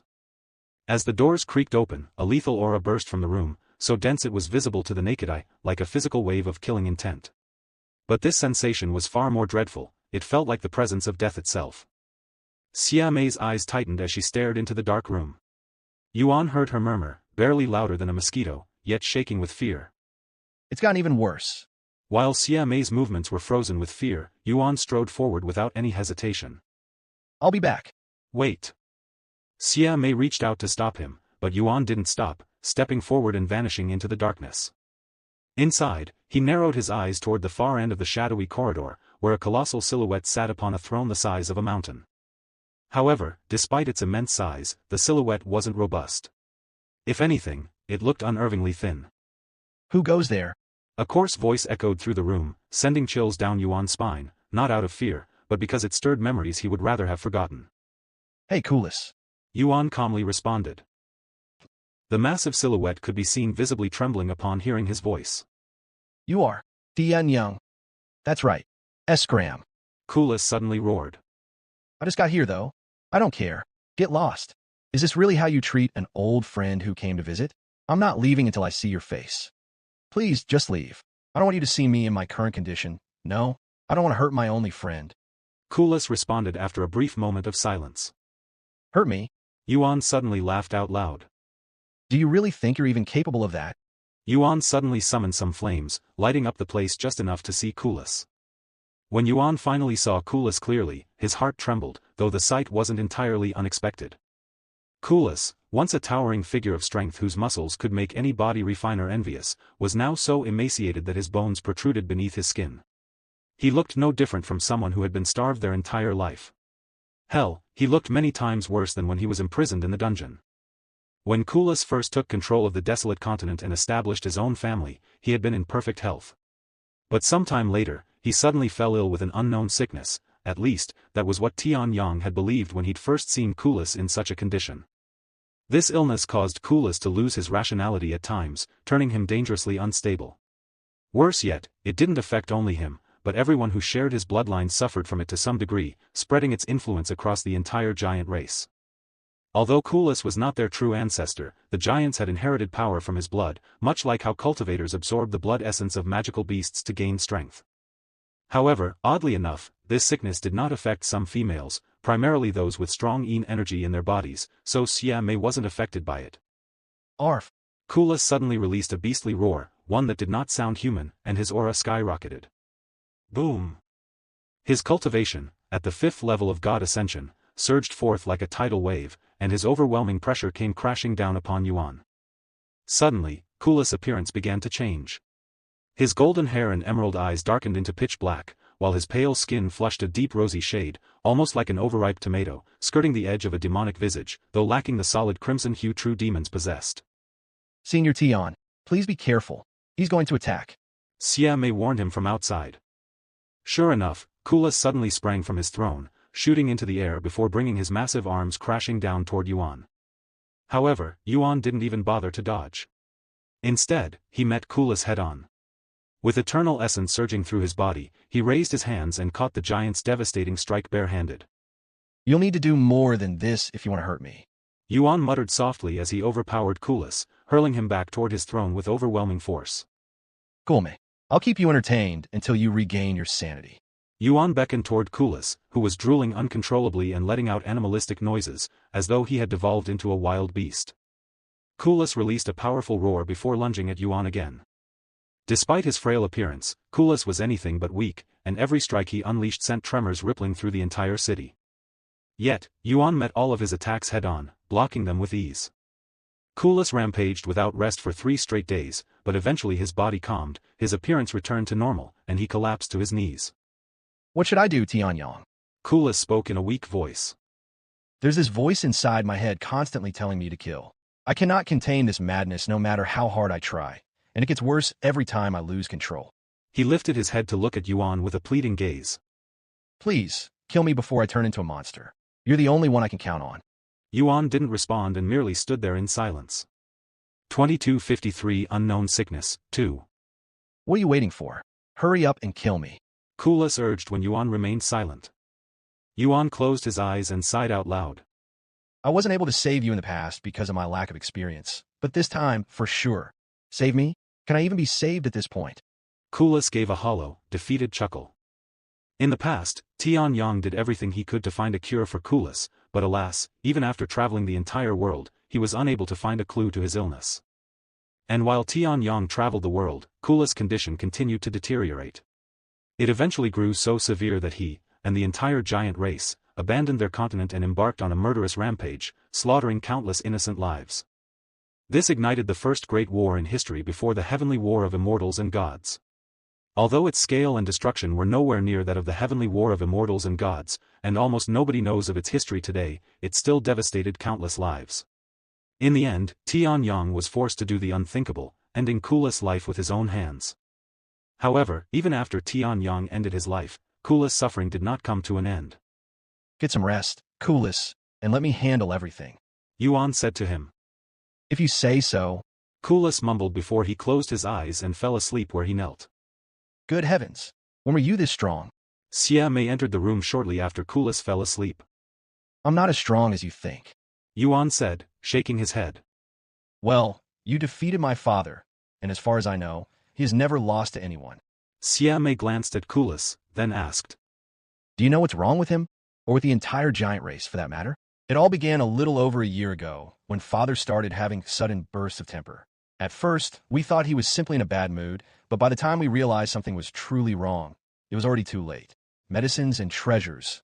Nothing we tried could cure him. After a brief silence, Yuan replied. I don't know the full extent of what he's afflicted with, but I do know its origin and possibly how to cure it. Really, that's great news. Xia Mei was so overjoyed to hear this news that she started jumping up and down like an excited child. However, Yuan shook his head and said. It's going to be risky, and I'll need some time to prepare. Take all the time you need. She said. And is there anything I can help with? No. Is that so? Then when will you be ready? Give me a week. Okay. If there's anything you need, let me know. I'll be right here. Xia Mei said as she approached Kulis and picked him up. I'll be back after I bring him to his room. She left the next moment. When Xia Mei returned a few minutes later, she found Yuan sitting on the ground in the lotus position, his eyes closed, seemingly in a state of cultivation. What is that weird energy surrounding him? She wondered inwardly as she could somewhat sense the otherworldly aura around him. A few days later, Yuan suddenly opened his eyes and asked. Do you know what an outer god or an eternal is? Outer god? No, this is the first time I've heard of it. She said while shaking her head. Does it have anything to do with my father's condition? Yuan nodded and elaborated. They're beings that exist beyond our world. Powerful existences that consider themselves the true gods of this universe. I don't know why, but Kulis' condition was caused by one of them. How can you tell? Xia Mei asked. I was told by one of these existences. He calmly replied. What? Xia Mei raised an eyebrow. However, Yuan didn't elaborate further. Although Tianyang had failed to find a cure for Kulis in time, he never stopped researching the cause even after Kulis' death. Then, a few lifetimes later, he finally learned the truth from another eternal. This illness doesn't target the body, it targets the soul. He said suddenly. It corrodes one's very essence. twisting them into a mindless killer who can only think of slaughtering everything around them. It's similar to how a cultivator might lose themselves if they fall to their heart demon. However, that's not even the cruelest part. Xia Mei swallowed nervously as she wondered what else could be worse than corrupting one's soul. Those whose souls are corrupted cannot reincarnate. They can only suffer until their very soul is destroyed. That means they won't find rest even in death. How cruel. Why would they do something like that to my father? Xia Mei sighed. These beings don't normally target someone without a reason. Yuan said. In their eyes, we're no different from ants, so they wouldn't go out of their way to do something like this for fun. Although I'm not entirely certain, I believe Cultivation may have become involved with one of them and offended it. Of course, this is just speculation, and it's entirely possible that one of them just decided to mess with Cultivation out of boredom. Kula's situation was very similar to Xiao Tsangming's, who had once offended an Eternal and been cursed for it. However, Kula's case was far more severe. Although Kula seemed perfectly healthy before the illness took hold, the reality was that he had long been broken within. Years of ceaseless torture in the immortal confinement dungeon had left deep mental scars, making him especially vulnerable to mental attacks, particularly those targeting the soul. Yuan closed his eyes and resumed his cultivation shortly after. After a few more days of preparation, Yuan opened his eyes again and said, Okay, I am ready. Xia Mei nodded and led Yuan to Kula's bedroom. Inside, Kulas was sleeping peacefully. I haven't seen him sleep since he became sick, much less this peacefully. Xia Mei remarked as she gazed at his sleeping face. She turned to Yuan and continued with a warm smile. This is possible only because of you, Senior Tion. Just your presence gives Father peace. 2254 Curing Kulas. I'm going to begin curing Cultivation now. It might get a little dangerous, so you should leave us and wait outside. Yuan said to Xia Mei. However, she frowned and said, No, I'm going to stay here. You don't trust that I will cure him? Yuan asked with a raised eyebrow. That's not it. I just want to be here when he wakes up with a clear head. She replied as she slightly shook her head. After a moment of silence, Yuan muttered as he approached Kulas. Don't blame me if anything happens. I won't. Upon reaching the bed, which was large enough to fit tens of thousands of people with ease, Yuan sat down and pressed his hands against Kulas' massive body. I should also warn you, this process will require me to destroy his body, leaving nothing but his soul. What? Xia Mei exclaimed. You should have said that before we even entered this room. So do you want me to stop? Yuan asked without even looking at her. No. Xia Mei responded after a moment of hesitation. As long as his soul is unharmed, we can just make another body for him. Yuan continued. Creating another body? Xia Mei echoed, looking utterly confused. The concept of crafting new vessels simply didn't exist in the early years of the primordial era. In fact, it wasn't known at all until much later, near the era's end, when more cultivators reached the God Ascension realm and realized they could survive without a physical body as long as their soul was unharmed. I'm starting now. Yuan spoke again before Xia Mei could ask him any questions, and as curious as she was, Xia Mei didn't dare to disturb him and silently watched from afar. A few minutes later, an otherworldly aura started surging from Yuan's body, and the temperature in the room drastically dropped in the blink of an eye. What is this coldness? Xia Mei cried inwardly as she shivered non-stop. As a giant, her body was naturally more robust and resilient than ordinary cultivators, allowing them to endure harsh climates without training. Xia Mei, who had never experienced such cold before, trembled uncontrollably, her teeth clattering together. Shiva's eternal frost. Since whatever was affecting Kulas was weak to Yin energy, Yuan enveloped Kulas' body with Shiva's eternal frost, the most extreme Yin energy he knew. In the blink of an eye, the entire room froze over with every inch of it encased in ice. Xia Mei enveloped herself with celestial qi, but it was useless against the power of an eternal. Even my celestial qi cannot block the cold. I'll freeze to death at this rate. Xia Mei, despite her earlier words and boldness, left the room after realizing that she could not endure the cold. Once Xia Mei left the room, Yuan's aura abruptly surged even more, almost as if he'd purposefully held back for Xia Mei. Now that he didn't have to worry about her, Yuan focused entirely on curing Kulas. Although Yuan had increased his eternal essence drastically after refining the essence of the void, he was still only able to maintain Shiva's eternal frost for a few minutes before becoming exhausted. Once he was exhausted, Yuan immediately started absorbing the illness that clung to Kulas' soul, refining it into his own essence. Time flew, and in an instant, a whole month had passed with Yuan focused solely on curing Kulas.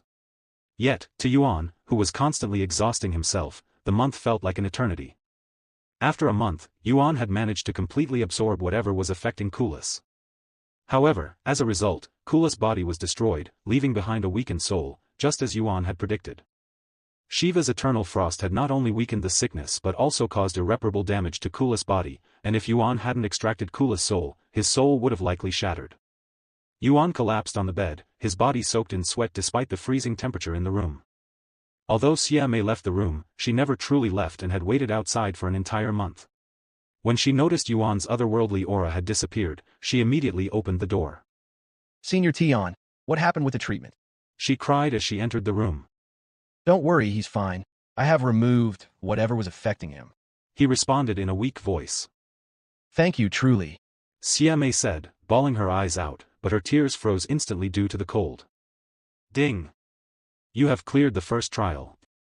After clearing the trial, the scenery around Yuan dissolved, and he returned to the stairway to heaven. However, while everything from the trial should have vanished, something remained with him.